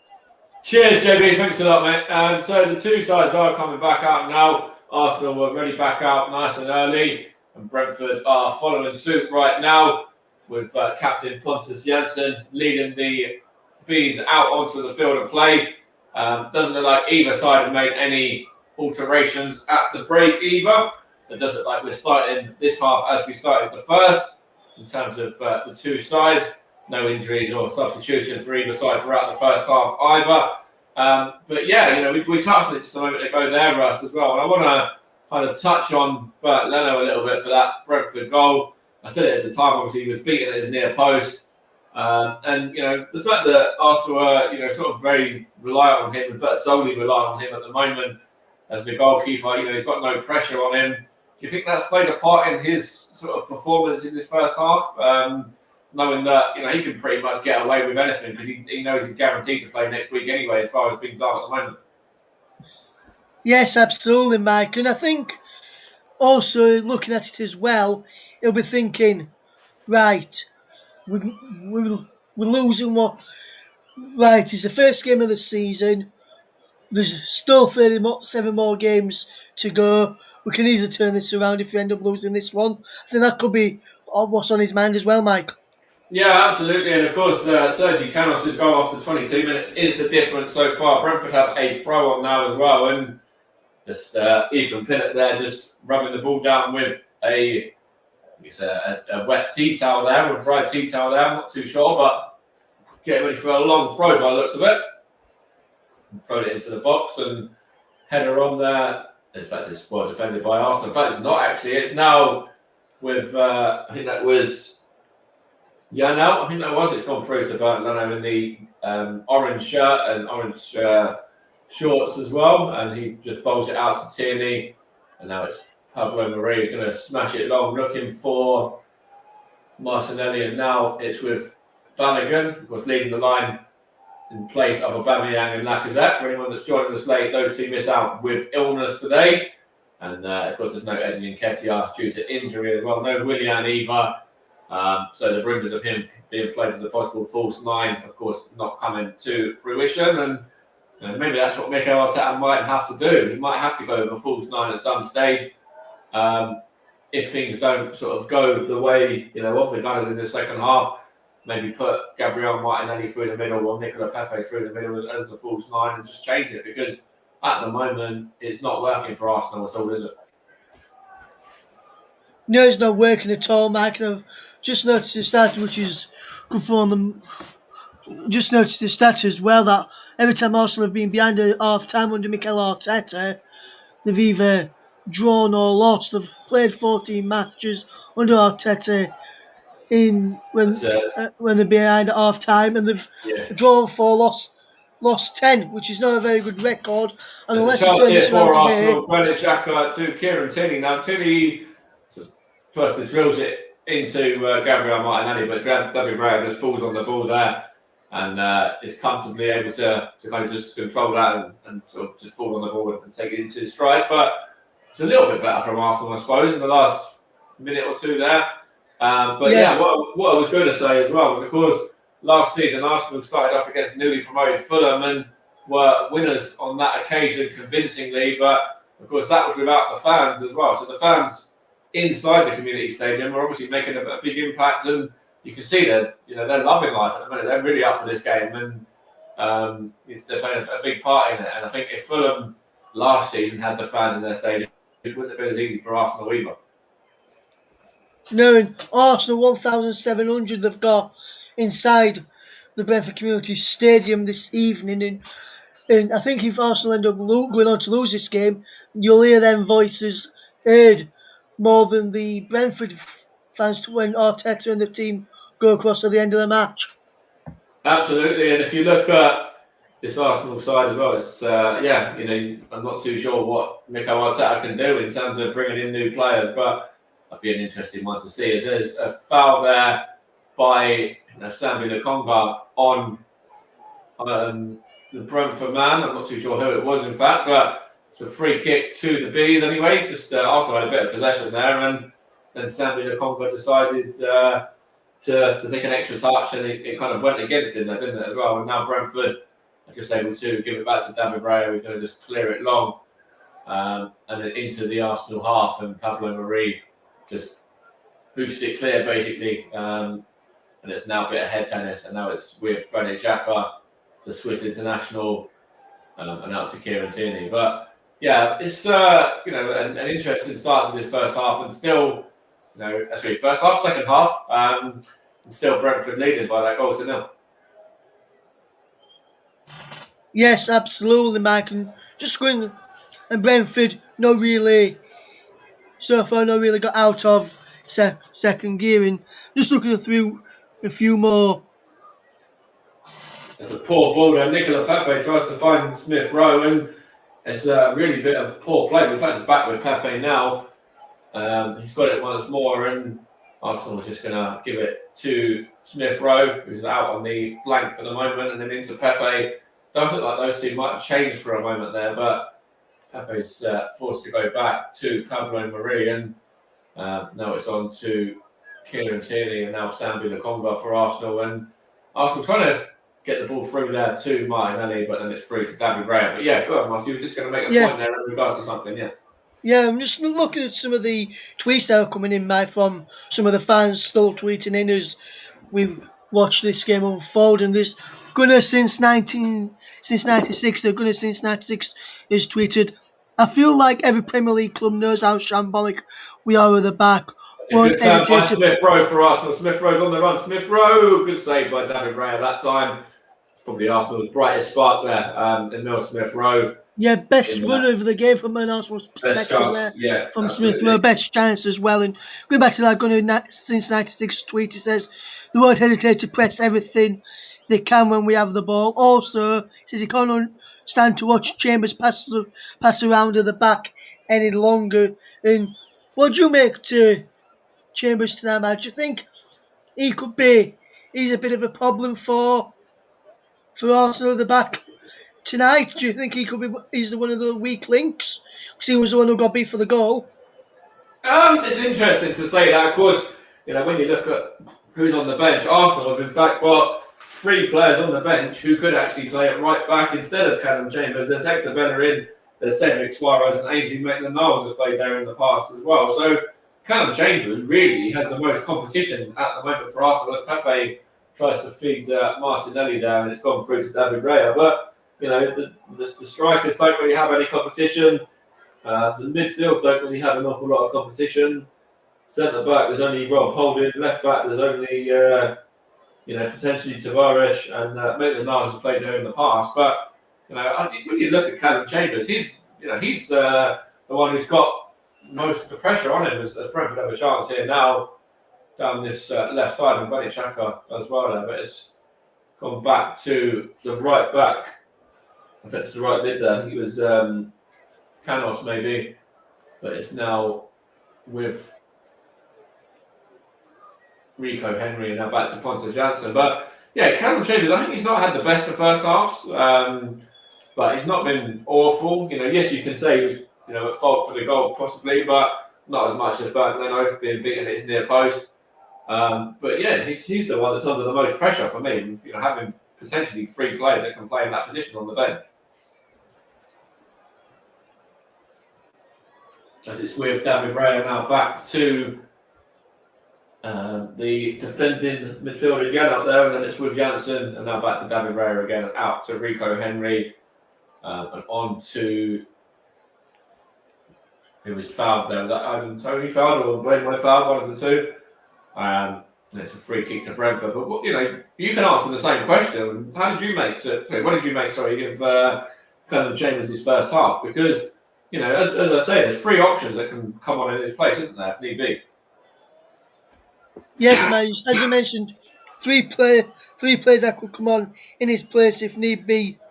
Right back tonight. I'm surprised he went with Chambers in that position rather than go with someone like Hector Bellerin, Cedric, who's played there in the past for Arsenal, and Maitland-Niles, who's also can play there as well. I'm surprised he's not gone with any of those, especially when Chambers is a natural centre back. And yeah. I mentioned it on commentary in the first half, Mike. He was a fault for me for the goal, and I don't think he's. And also, which I've noticed as well, when they're going forward, when Pepe's got the ball inside and Chambers on the overlap, he always seems to go towards Smith Rowe or play backwards. Talking of Callum Chambers, he's just won a free kick now as well for Arsenal. They're just having a look at Balogun. Balogun's actually had the fewest touches in this game as well, and he's, remember, the man leading the line for Arsenal. So that's on the midfield, isn't it? They're not getting him involved in the game as much as he needs to do. Yes, and as I was about to say, Mike, as well, if you look at the back line, when Chambers makes that runs forward, it's like Arteta saying to Pepe, don't use Callum Chambers. And if that's the case, why is Chambers always making them overlapping runs going forward if he's not going to be used going forward? Because if they do use him, that could really create an overload, because they could move out one of the defenders, the centre backs, fetch out towards for Arsenal now. Chambers. Nicola Pepe out to Kieran Tierney into the box and tries to get the cross in. Smith Rowe has got it now for Arsenal. The new Arsenal number 10 is on a big contract as well. We've got a big upgrade in his contract. Here's the Congo now to Smith Rowe, and it's well defended there by, I think that was Pontus Jansson and Ethan Pinnock between the pair of them. But now Callum Chambers, has that gone out of play? Yes, it has. And that's going to be a throw in there. It's a little bit better from Arsenal. I think they started this first part of the second half better than the first half. But, it couldn't have got any worse, really, could it? No, and Mike, only way it could really get any worse is if Brentford had scored a second by now, and that's the only positive Arsenal really can take out of it. We started better, plus it's still only 1-0, and the longer it goes at 1-0, it's going to be Brentford are going to feel the squeaky bum time, and Arsenal will grow in confidence and get back in this. And Saka is about to come on for Arsenal in a minute. It'd be interesting to see who comes off for him. Yeah, I would probably say it will be Balogun. I think Balogun, yes, he's shown that he's working hard, and he looks like he wants it. But we just saw a minute ago he's had the fewest touches of any Arsenal player or of anyone in this game. He had a couple of half chances in the first half, but I think probably it'd be him that will make way. Well, I wouldn't be surprised if it was him that made way, and Gabriel Martinelli was the man that would move through the middle. It's Arsenal in possession now with Nicola Pepe on to Callum Chambers, and now with Sambi Lokonga, and now Smith Rowe, and on to Pepe. We'll wait and see if that is how the substitution is called by Mikel Arteta, whether that is what he says, but that's what I would do from the perspective of somebody that obviously is an Arsenal fan and knows a lot about the club and what the talent of this club is like, and it's what I do. But anyway, it's a chance here for Arsenal now, and it's with Pepe. So a free kick there. The referee says no, and still waiting for the substitution as well. It's Callum Chambers in possession though. On to Pepe. Pepe up against Ethan Pinnock now. Into the box he goes, and it's gone behind for a goal kick, and that means that it's probably going to be time for the Arsenal number 7 to enter the fray. Indeed it is, and it is to replace Flo Balogun. You can call me Mystic Mike if you would like to. Okay, Mystic Mike. Mystic Mike, I know what you said in the prediction show that we did. And before I ask you that question, Mike, which I'm about to ask you, fantastic touch from the Brentford fans, up on their feet, clapping Bukayo Saka and cheering him as he comes on, especially what happened with the all racism thing after he missed one of the penalties in the Euros for England. Absolutely. But the question that I was about to ask you, Mike, from what you've seen so far, are you still sticking to your 2-1 prediction that you gave on the prediction show, which went out a little bit earlier on this afternoon? I don't know at the moment. Is my best and honest answer. As Arsenal are in here now with Granit Xhaka, and he's given away, in fact, and it's going to go back to the Swiss man. But Arsenal have looked brighter in the opening 15 minutes or so of this half, as Saka knocks it on to Tierney. I suppose being the optimist, I should have to say yes. So I'm going to stick with yes. And Brentford are going to go down the other end now and probably score as I say that, but in fact they didn't. So yeah, I'll stick with the 2-1. Yeah. And I'm going to stick with my 1-1 score prediction from what I said earlier. Can't really change it now, Mike. I just thought, see if you had another idea whether you think he's going to stay this way at the end. I still think it's going to be 1-1. I think Arsenal will snatch a late goal in the 88th minute, Mike. Pepe on to Sambi Lokonga now. Back to Nicola Pepe once more. There's Lokonga now. And he has his effort, and it's straight down the nose of David Raya. It's a good effort, though, from Sambi Lokonga. He's looked okay, in fact. When you look at the Arsenal players that put in a shift and have played well tonight, I think Sambi Lokonga is up there as one of the few that have had decent enough games, really. They have, Mike, yes. And I think with Lokonga tonight, I think part of the Arsenal problem tonight is because when they've gone forward, Lokonga's got forward, and so too has Granit Xhaka. So when Arsenal have lost possession and Brentford are going forward, they have been exposing the back four because of the formation, because of how high Lokonga and Xhaka's got. So that's going to be, I think that's a really big problem. It's going to be going forward, my friend. I think that's one of the problems it's going to be. Especially if Brentford get a second goal.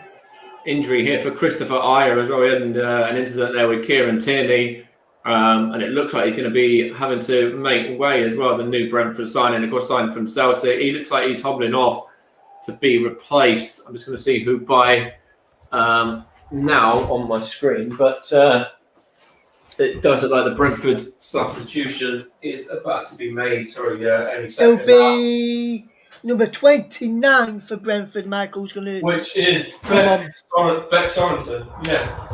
Because I've just seen him getting ready to come on, so he'll probably come back on for time being, Christopher Ayer, and then once the sub's ready, he'll come back. He'll probably come off. But that's also a game stripped and ready to come on for Brentford if and when they do decide to make that change.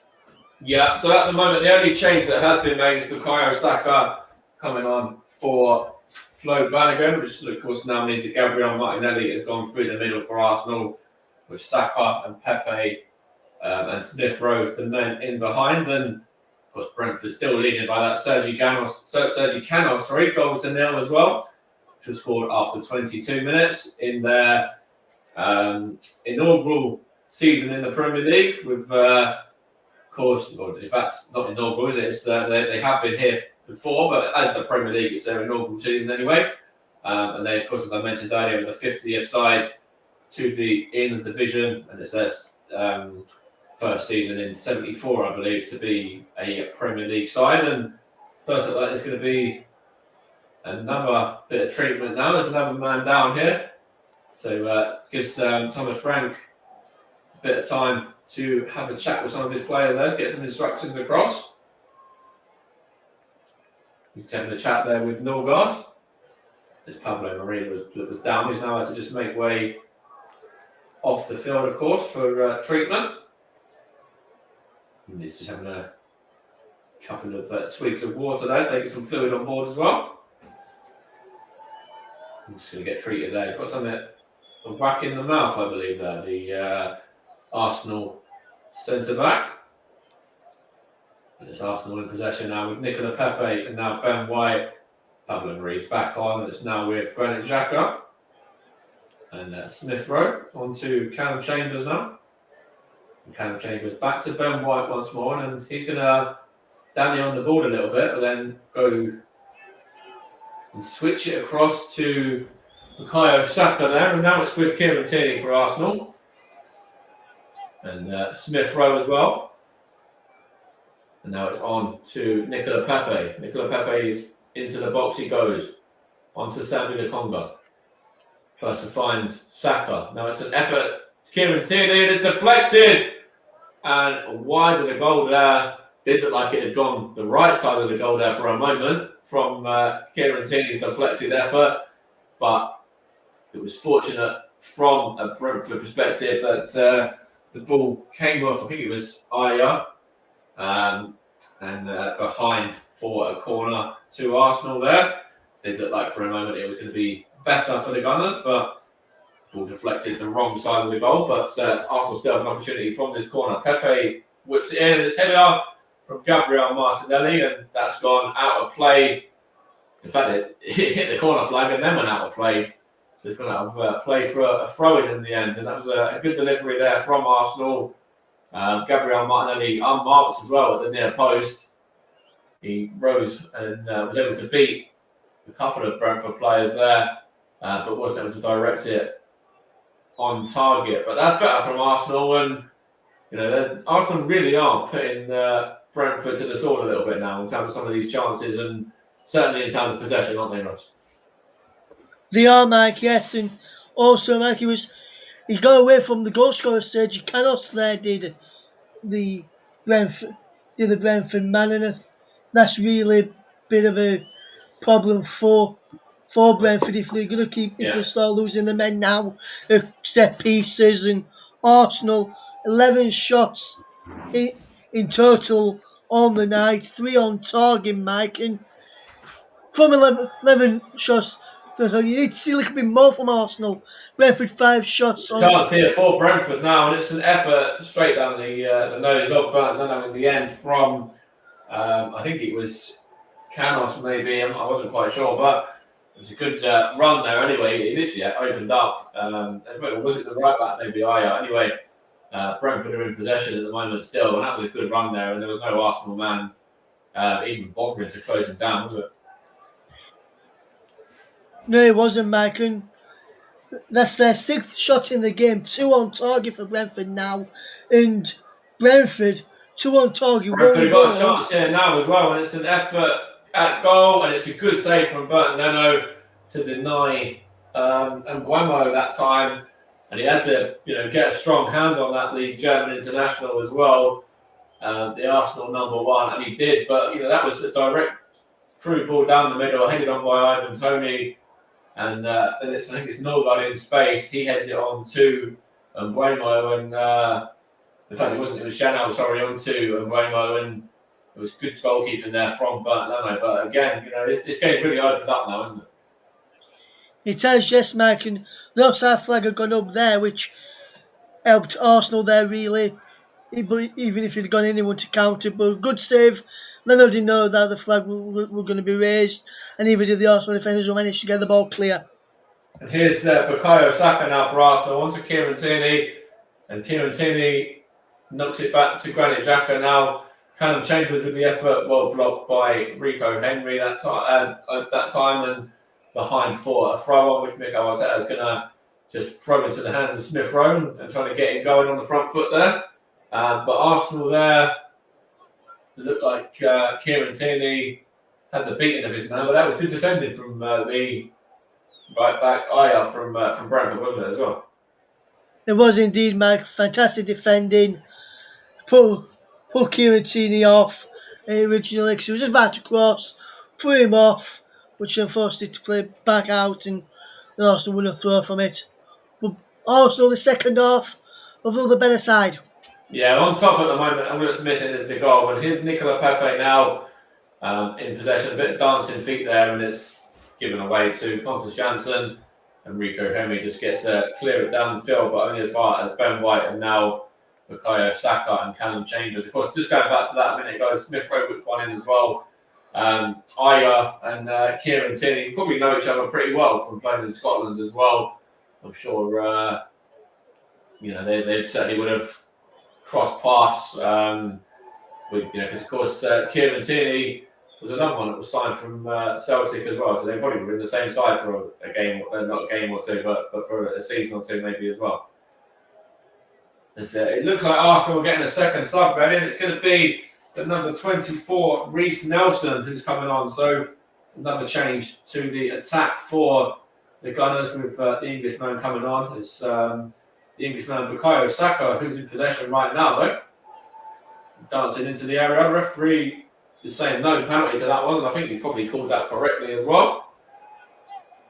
As Granit Xhaka wins the tackle there on Yeka, and now with Kieran Tierney. This game has got a bit frantic for a moment, but here's Smith Rowe trying to find Bukayo Saka now, and put clear by Ethan Pinnock. So here's Kieran Tierney. So do you want me to, see who Reece Nelson's going to come on for? See if I can get it 2 out of 2, but I'll do that in a minute. As it's Pepe from the Congo now, and now it's Callum Chambers whips it in, and it's an effort at goal, and it's miles over the top there. That was Granit Xhaka. I think he wanted to hit that from about 35 yards out, the way he struck that one. Maybe he wasn't used to actually hitting it from inside the box, because that was kind of one of his thunderbolt efforts, but it was certainly not troubling the goalkeeper that time. It was too high, as Reece Nelson's getting ready to come on. And I'm going to throw it out there and say that Reece Nelson's going to come on in place of Nicola Pepe, personally. I'm wondering, Mike, will it be Martinelli? Well, and then put Pepe in the middle, maybe, as Mads Sorensen is coming on, the number 29, to replace Christopher Aya. And it is Martinelli. In fact, you've got it right that time around. So we're 1-1 on Arsenal substitutions.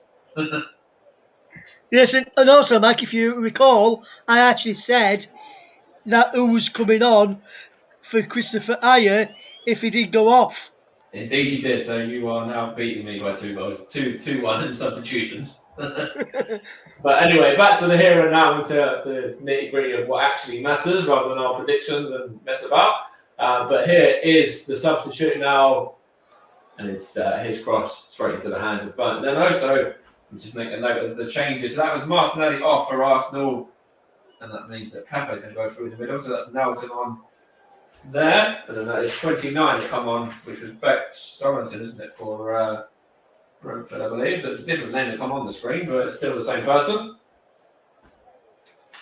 So one of those ones that has multiple names or surnames by the looks of it. And there's a chance here for Brentford now with Ethan Pinnock. He does well there against Bukayo Saka as well. Turns in well and wins the throw on off of Callum Chambers too. As Thomas Frank is geeing up the crowd, trying to give it, a good push there to try and get them over the line to pick up 3 very valuable points on the opening day of the season. And, you can see the difference in his body language and Mikel Arteta's as well. He's very vocal and sort of, using hand signals and stuff as well. Mikel Arteta has just kind of stood there a bit lost for what to do and how to get something out of this game. It's certainly Brentford manager who is trying to G his side up more at the moment. Here's Buemo now for Brentford. It's gone behind off of Callum Chambers for a throw-on.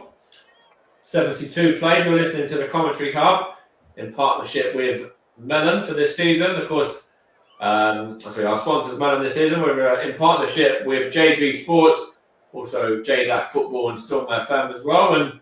And this is the start of our coverage for this weekend. And we've got some great coverage coming up with Norwich against Liverpool tomorrow. It's going to be covered.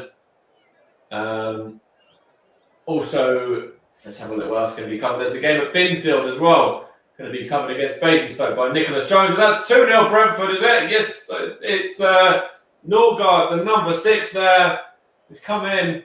The ball was thrown in from the left-hand side, I believe. And Norgard there rose above everybody and just headed that one easily off of the line, into the back of the net. And Brentford are leading Arsenal by 2-1. Norgard there with the second goal to double Sergi Canos.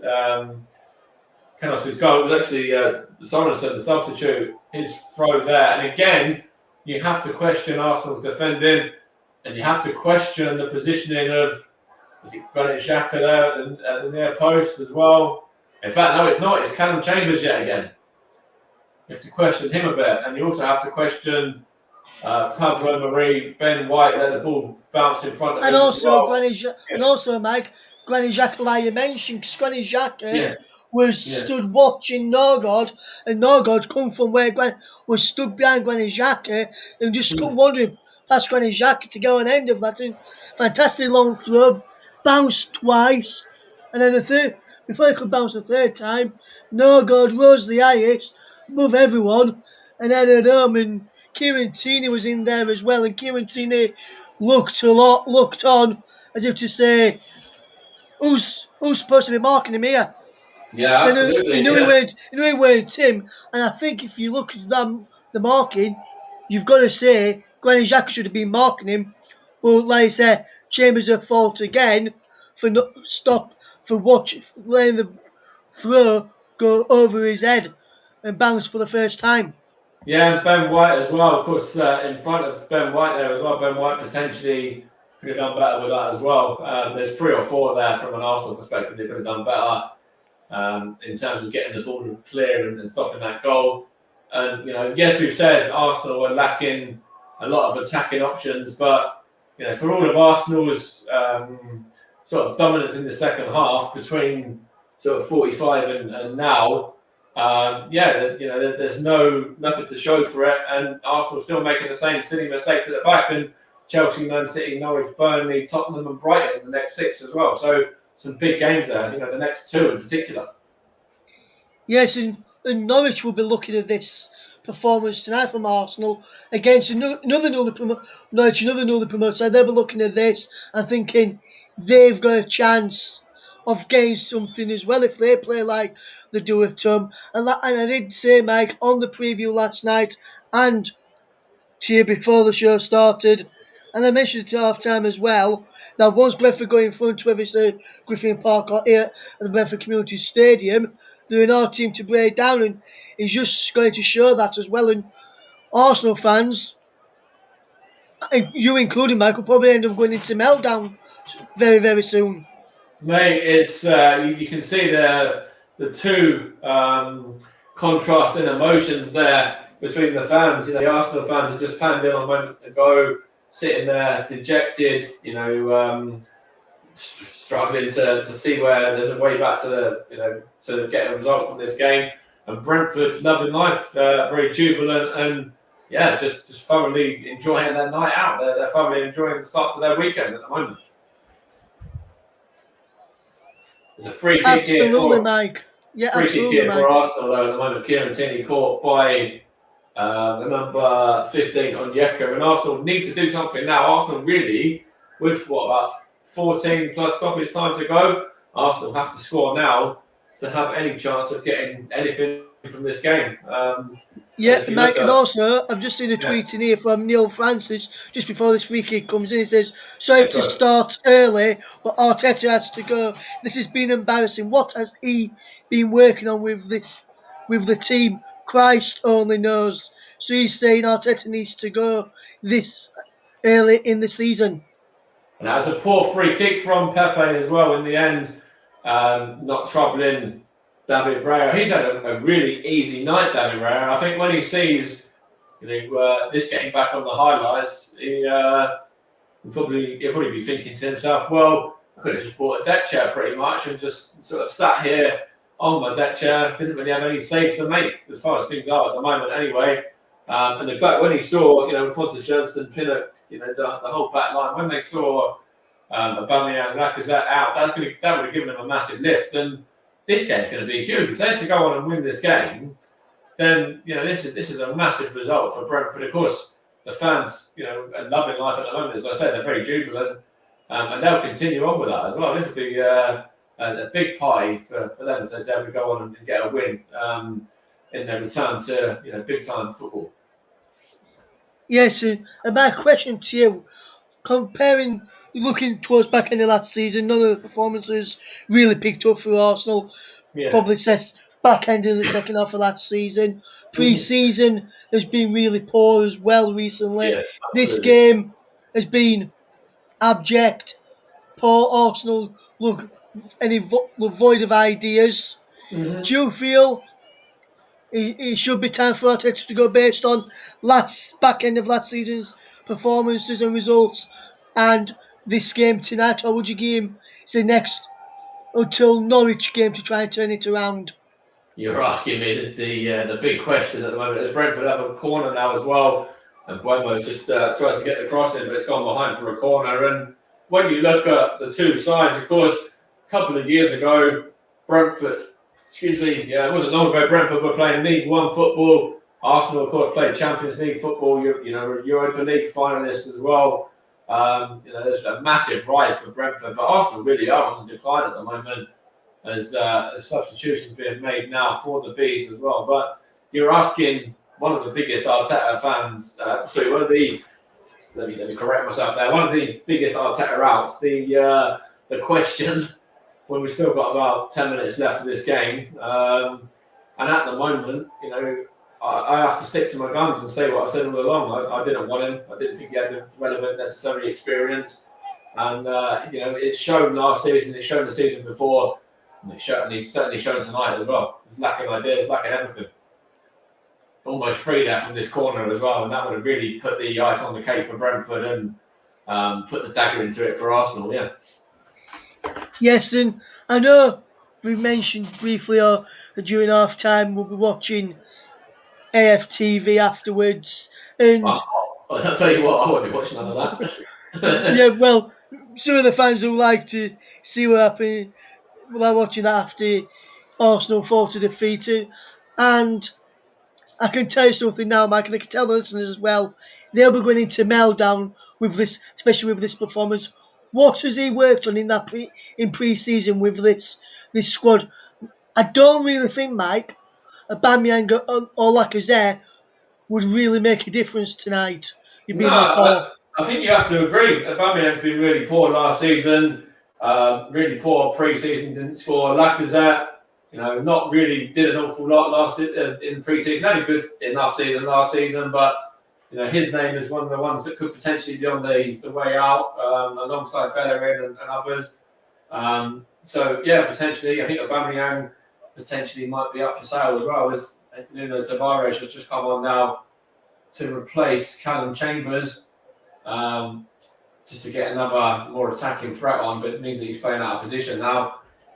As Kieran Tierney's on a run here now. Bukayo Saka, I think Arsenal just chucking everyone forward. Chucking everything in the kitchen sink and probably the fridge, the microwave, the oven, and everything else they got in the kitchen at the Brentford defence right now.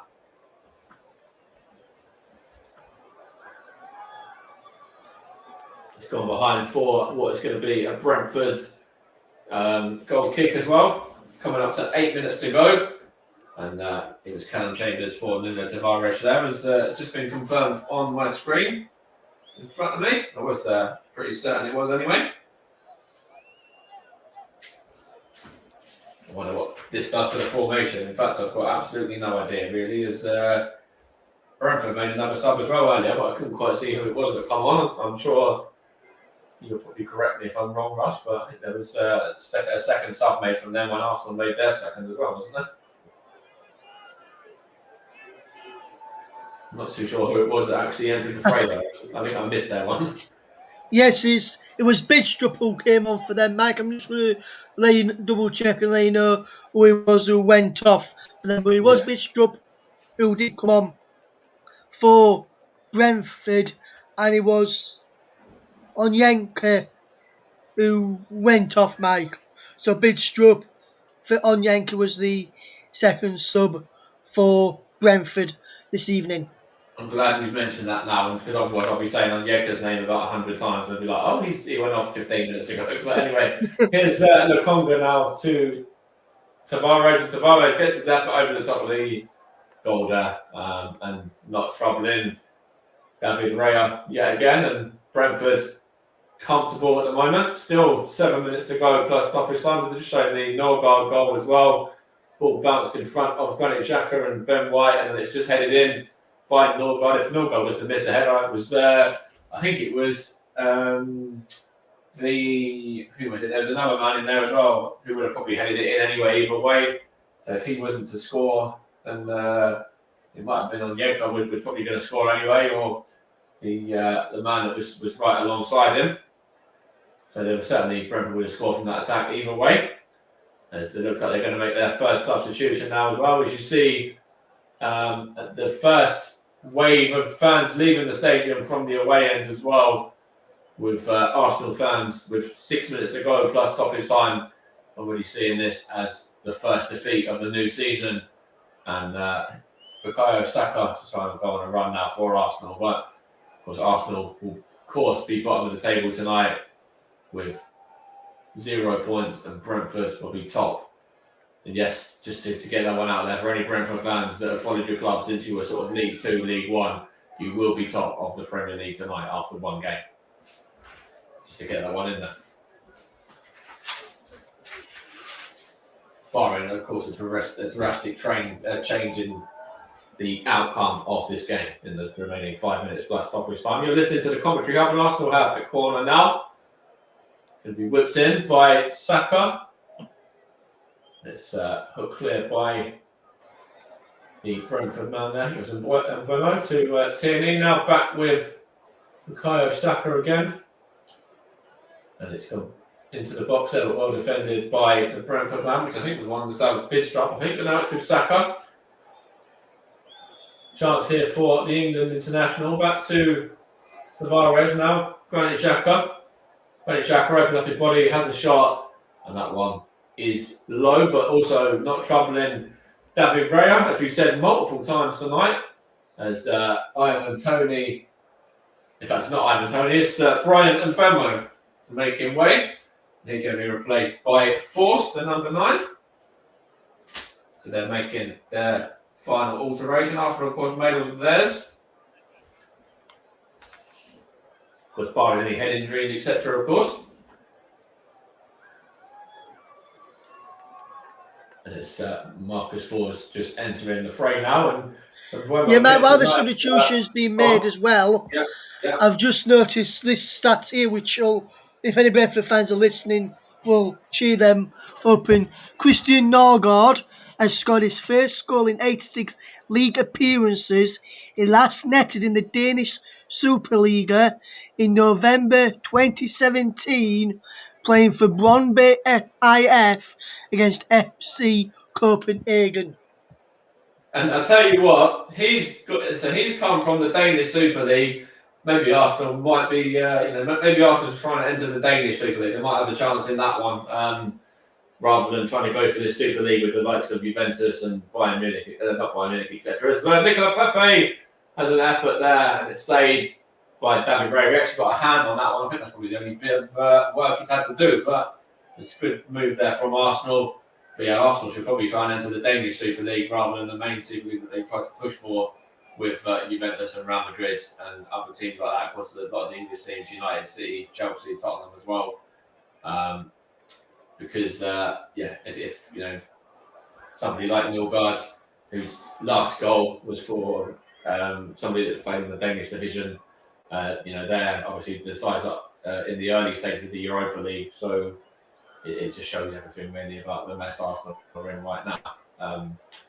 To be honest with you, as we are entering about 3 minutes away from the conclusion of this match, 3 minutes plus stoppage time. And there's certainly no Brentford fans leaving early, that's for sure. There's a few Arsenal fans leaving early and headed for the exit, but no one in the home sections of the ground is going to be leaving early. They'll probably be staying probably long into the night as well. When the teams are back out again doing their warm down, etc., they'll probably still be there. It's them in possession now once more. It's with Jan out, and then it's on to Rico Henry now. Now down the line to Force. And chance here for Brentford now, and it's Force this time around. So he's going to whip it in, he's giving away. Kieran Tierney just whacks it behind for a throw on. And Thomas Frank still vocal as always. He's had a very vocal night as the Brentford manager and certainly paying its dividends so far. And you see a lot of the Brentford fans there going wild, waving their flags, etc. as one of their players, I think it might be Sorensen, comes over to take this throw. Going to try another long one again. Of course, they did score from one of their last ones as well. Sorensen once more throws it in. That's better defending that time around from Arsenal. That's Nuno Tavares, and it's back by the Brentford man Sorensen to David Raya. He just hooks it clear and out of play for a Arsenal throw. Of course, you're listening to the Commentary Hub in partnership with JB Sports, J-DAC Football and Storm FM, and of course our streaming partners Melon as well, as the official man of the match has been mentioned already. Have you got your ideas for who you're going to give yours to, Rush? Should we go to you for yours now? Yes, I've got mine now, Mike, and I'm going to give it to the second goal scorer of Brentford, Christian Nørgaard. I think the way he's defended tonight is from that defensive midfield role. He's defending resolutely, defending really, really well. Stopped also from attacking the back line of Brentford. Stopped him from getting shots in on goal. Good header for the goal as well. I think all-round performance was great tonight, and Christian Nørgaard is our player of the match, sponsored by the brilliant commentary services. Of course, player of the match, in fact, as well. I did say man of the match there, although, player of the match is the new way that we're looking at it this season, because we're covering not just male games, we're going to be covering the ladies' female games as well. So I'll correct myself on that one, but it is into additional time now. We've got 5 minutes of that, and the Conga just tries a speculative effort there, and miles wide of the Brentford goal there. David Raya just didn't even have to move. He was comfortable there, and to see a sign there from one of the Brentford fans saying B's bold, exciting, electric and special. And in fact, earlier on, I didn't touch on this at the start as well, but there was a Brentford fan, or a selection of Brentford fans before the game, who had a banner that said you're gonna get stung by the bees tonight, and that certainly looked like it's what's going to be happening so far, isn't it, Russ? As things go into the first of the additional minutes of stoppage time. Yes, absolutely, Mike. And tonight, Brentford have really performed really, really well, really deserved this lead. And I'm going to reiterate what I said again to you when we earlier on that preview, Mike, and what I've been saying throughout this game today, was Brentford score first at home. They're very hard to break down, and he's proven that again tonight. Fully deserve the win. And Brentford, if they continue playing like this at home and have really some good home matches this season, they might stay up even though I've put them to get relegated. They might just for schedule the Arsenal drop. now, and it's with Reece Nelson into the box, Smith Rowe, and it's just no danger there. But yeah, that's one of the reasons I predicted Brentford to stay up personally. I think when you look at their home form, when they go 1-0 up, they're very good at doubling leads or defending leads. They've got some very good players in their ranks as well. I like to look at their back line. Rayla, Janssen, Pinnock, Henry, really, really good, experienced back line for Brentford. Of course, they've got the goals of Ivan Toney. Canos I like, Norgard I like. Force is a good player. They've got plenty of talent about them, Brentford, and I think for me, there's 3, maybe 4, maybe 5 worse sides worse than them, in the division. Meaning that, I don't see Brentford going down. I think that they've got the bounce of going up via the playoffs as well, and winning this opening game on their opening day of the season. I think there's going to be more than enough about this Brentford side to stay in the division for me. Arsenal, yet again, it's going to be another season of turmoil, and this is adding to the fact that Chelsea and Man City come next to Arsenal in the next couple of fixtures. Arsenal could easily start the opening 3 games with no points at all, and then Norwich, Brighton, Norwich, Burnley. I can't remember who else it was, but there's a couple of other tricky games in there as well. We'll certainly fancy their chances of playing Arsenal after this result tonight, and this performance as well to a degree, especially first half. It's Bukayo Saka now. Is he fouled there? The referee says no, he wasn't, is he? Bukayo Saka is looking over to the referee there. Michael Oliver does say no foul though. It did look like he went down a little bit easily there. Yeah, he just kicked the ground there. Bukayo Saka, not a penalty at all. No contact there for me. From the Brentford man, I think it was Sorensen, I believe. It was Canos, and you can clearly see after he cleared the ball, he kicks the ground and falls over. No penalty there for me. And another contender who could have got our player of the match tonight, Mike. He's had an excellent game. Was Ethan Pinnock. He's done well at the back for Brentford, but I think Norgard just stood out that little bit extra for me. But he did very, very well tonight. Yeah, absolutely. We're entering the final minute of additional time now. Of course, you're listening to the Commentary Hub, and this is the opening game of the Premier League season. It's Arsenal in there now with Kieran Tierney. Tries to find the ball across to, I think that was, I couldn't quite see who that was. He was trying to feed the ball through to there, but he couldn't get on the end of it anyway. Nicola Pepe, I think it was, and then Nelson now in possession. It's when you see Nicola Pepe go through the middle and you haven't mentioned his name. Martinelli had the one chance for Arsenal. Balogun had a couple of half chances. This front line for Arsenal, have shown, as they've shown why people like Ian Wright in the crowd there are looking very frustrated, looking very dejected, and very downbeat. And he does. He looks very miserable, and he looks very, what's the word there? He sort of, I don't know, not upset, but I don't know what the word is. It's the next level up from upset, I suppose. He looks quite frustrated actually in his expressions as well. It looks like Thomas Frank is going to just look at his watch for one time there, and it does look like it's going to be game called. In fact, now is it? Referee says play on for a minute, and it's now with Arsenal, and it's with Reece Nelson, but it's Rico Henry.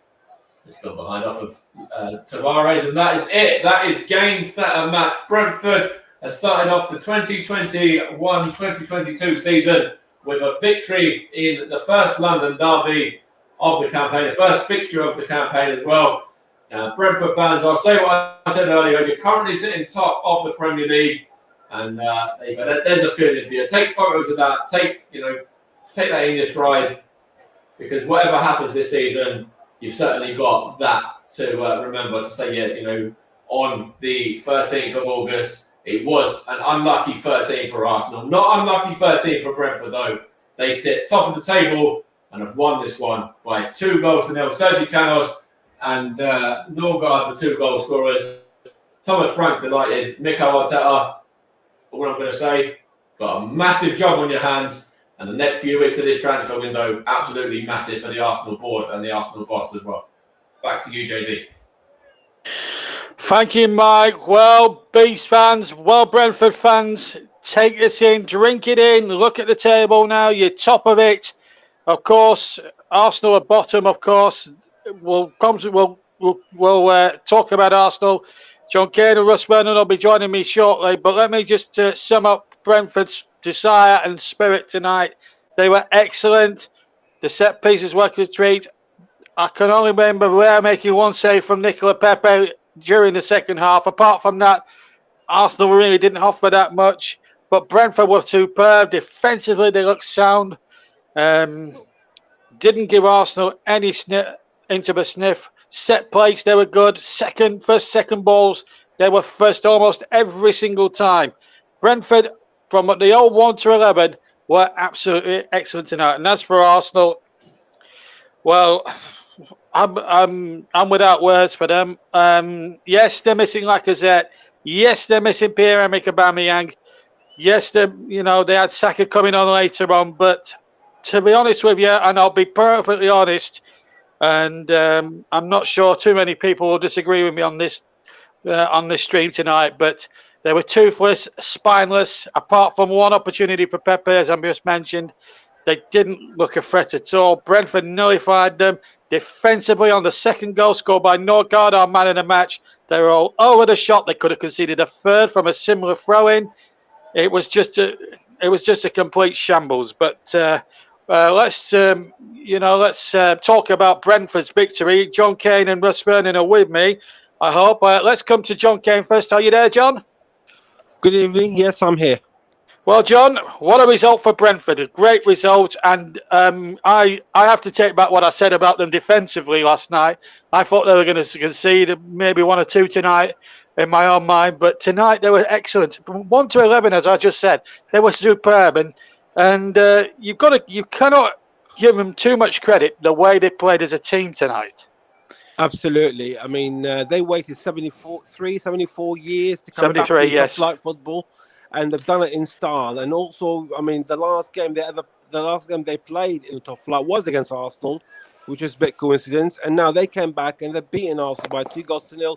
And it was just a superb performance. And absolutely, I mean, yesterday, a few of us actually mentioned Brentford will stay up, and some said Brentford now will go back down. And looking at the performance today and how disciplined they were, how creative they were, and the energy that they've got, and the support of the fans they have as well, it's been fantastic for Brentford. And I could not take anything away from Brentford tonight. And what were your opinion? And let's while Russ is getting his breath back, let's get your opinion on the second Brentford goal. On the second Brentford goal, John, because it was really, from an Arsenal viewpoint, you've got to say it was a comedy of errors. No one was there on the first or second ball, and Norgard, the man in the match, had an easy header in from 3 yards. It was just ridiculous, wasn't it? It is absolutely unbelievable. I mean, you look at it time and time again, just like the first half when the keeper could have easily saved that shot. The second half, the same. The Arsenal goalkeeper, yes, he was occupied with one of the forward players from Brentford. But, like you said, it was comical because in the end of the day, you should be having defenders in that 6-yard area when you see someone's coming in with that long throw. And straight away, you put yourself in a position that is going to be a long throw. Let's go back and stay there. And then when the ball went in, it was about 2-3 players against one Arsenal defender in that 6-yard box. It's going back to basics, JB. You know, absolutely, they really have to go back to basics, Arsenal. And this is a very worrying moment. Yesterday in the podcast, we mentioned so many big clubs who've gone down. I'm not saying Arsenal going to go down, but but it's not just the performance today that Arsenal got the problem. They've got a big problem. They've got a problem with the board. They've got a problem with the coaches. They've got a problem with the players. And I've just got a couple of points regarding Arsenal, and it is worrying for Arsenal. Is they can if Mikel Arteta comes in today or tomorrow and he says, well, he both his strikers were injured, well, he has to look at the bigger picture, and he's not dealing it Absolutely. right. Because Lacazette, yes, he's 31, but he's still there. You've got Aubameyang, also he's injured, but Aubameyang hasn't been with Arsenal mentally. So really, he's got one striker, so he should be looking for another big-time striker to bring into the club. And I've always said this about Mikel Arteta, and I'll say it again. Arteta, Steve McLaren, Roy Harford, the Brian Kidd, they are all fantastic coaches. Just because Absolutely. they're fantastic coaches, it doesn't mean they can be good managers. There's a big difference between the two. And I think if I was a football manager, and Mikel Arteta was given to me as my coach of the club, I'll take him in the sniff. I think he's a fantastic coach. But he is one of these people who could not able to step up, and he proved it. He proved it in his tenure in Arsenal that he can coach, but he could not manage. And there's two different things No. that Arsenal need to look at to save the season. Even it's the first game of the season, but we've got Chelsea and Man City next. I mean, if this is against Brentford, they played like this, what's going to happen against Chelsea and Man City? It's going to be 0 points from 3 games. Yeah, and a lot of people are saying that he could be the first one sacked. Russ is also with us. Russ, your views? I know we've heard your views in commentaries. Now, after 5 minutes, the game is sort of just down. We'll bring Mike in just a second as well. Well, a great performance. Let's first of all talk about Brentford. A terrific performance from them tonight, Russ, and we can't give them enough credit, can we? I mean, they were excellent, and they were up for it tonight, Brentford, which is something that Arsenal clearly weren't. Yes, Brentford was superb today, JB. They wanted it more than Arsenal. They wanted it more, and what I've got to say as well, my friend, there's that there was they clearly showed out there that they was the team. It was like they were the team in the Premier League last season, and Arsenal had just come up from the Championship. And Brentford were in first game in the top flight in 73 years with fans inside the stadium as well to say under the lights on a Friday. What a better way to get off to perfect start. And I've got seen a tweet in here as well, JB, which is from someone called AJ, says, buzzing for the bees. What a wonderful way to play your first game in the Premier League and to win it comfortably at that. What a team and what a manager they have. I hope they finish as high as possible, as high as they possibly can. What a start to the new season. And absolutely, from an Arsenal perspective, and I'll see what Mike reckons about this as well when we fetch Mike in a second, JB. Yes, But I've seen good. one here from This is J. going to be fun. Bernard.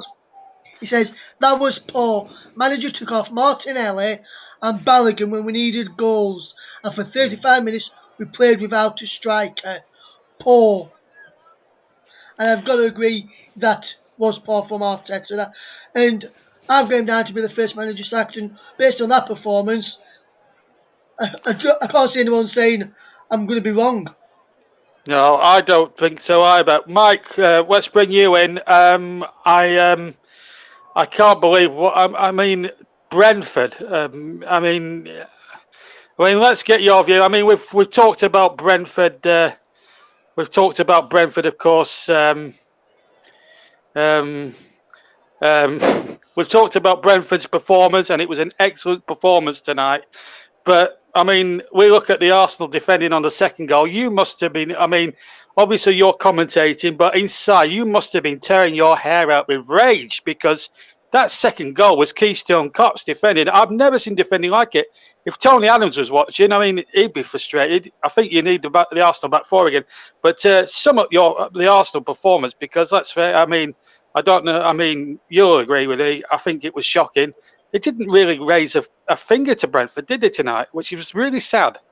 Yeah, absolutely. I have to agree with that last comment about the defending as well. I thought, when you look at the second goal, there's a multitude of players there that have all, been caught out there. I think Ben White, Granit Xhaka, Pablo Marie, I don't even know, Kieran Tierney.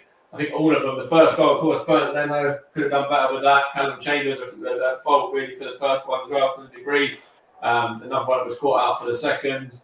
Yeah, I was seething over that, the first goal inside. I was certainly seething even more so over the second.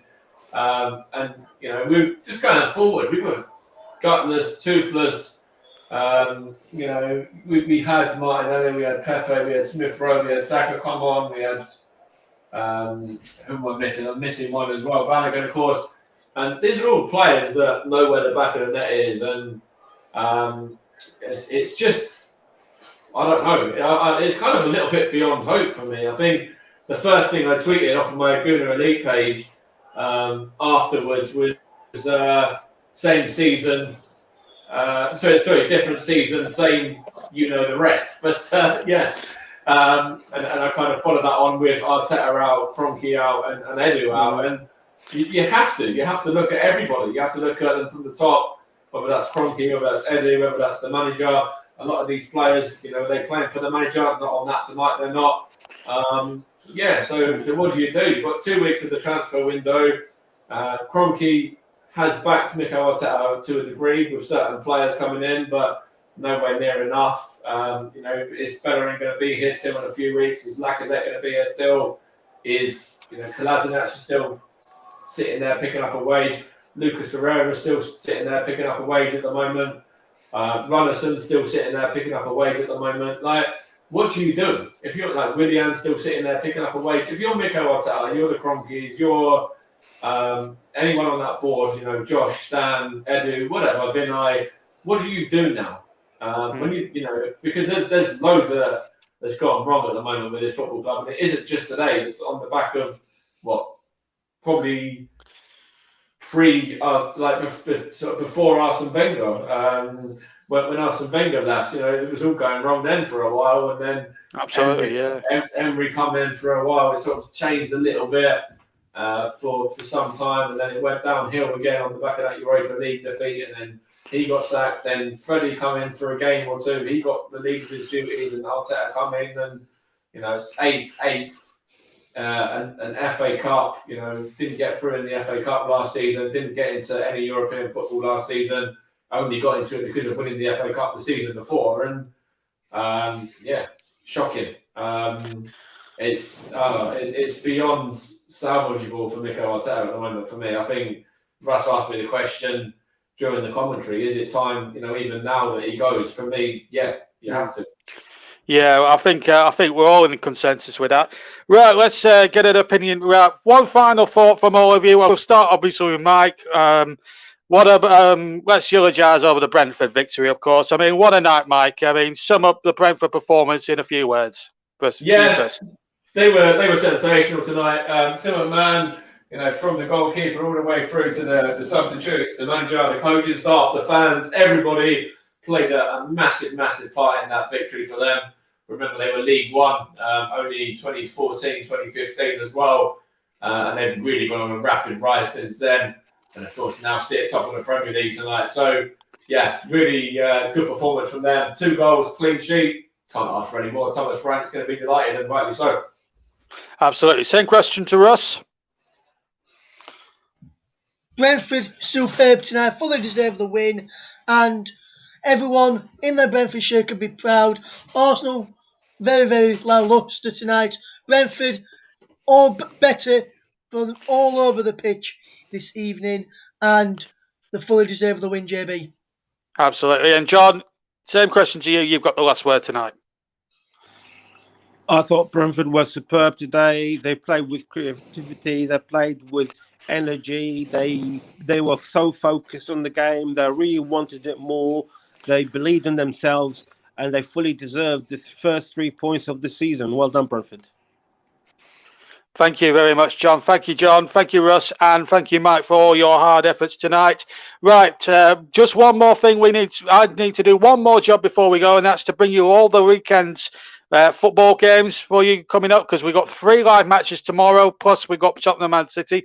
So let's go in chronological order. Tomorrow, Russ will be joining you at 12, around about 12:20 tomorrow afternoon, or tomorrow lunchtime, and making his commentary hub and JB Sports and everybody and and all his debut all over the place, really, is Craig Braddock. It will be a new voice to everybody. Give Craig your support as he talks you through Manchester United against Leeds, and what a massive game at Old Trafford it is. And then we're going to do something a little bit different at around about 10 to 3 tomorrow afternoon, because we're going to be at an actual ground. Yes, we're going to be going down into the non-league scene. We're going to be live from Binfield for the Isthmian League match between Binfield and Basingstoke Town. Russ again will be hosting, and the brilliant Nicholas Jones will be live actually at the ground in Binfield to bring you full, uninterrupted commentary of Binfield against Basingstoke. What a game that promises to be down in the non-league. And then I'll be taking the presenting night shift if you want, or the late shift if you want, as I host Norwich City against Liverpool. Russ will be commentating on that one for you. That will be live at about 5:15, and then at around about 4:20 on Sunday, John will be commentating on his beloved Tottenham against Manchester City. So plenty of good stuff, plenty of good live football coming up in the next 48 hours or so on the Commentary Hub, J-DAC Sports, JB Sports, Storm FM, Commentary Hub 2, Twitch, Twitter, and Periscope. All our partners this season. Of course, the streaming partner, of course, is sponsored by Melon. And this has been me, JB. I hope you've enjoyed our coverage tonight. Well, 73 years worth the late Brentford fans? You bet it was. The Bees sting the Gunners as Brentford beat a sorry Arsenal by 2-0. See you tomorrow. Good night.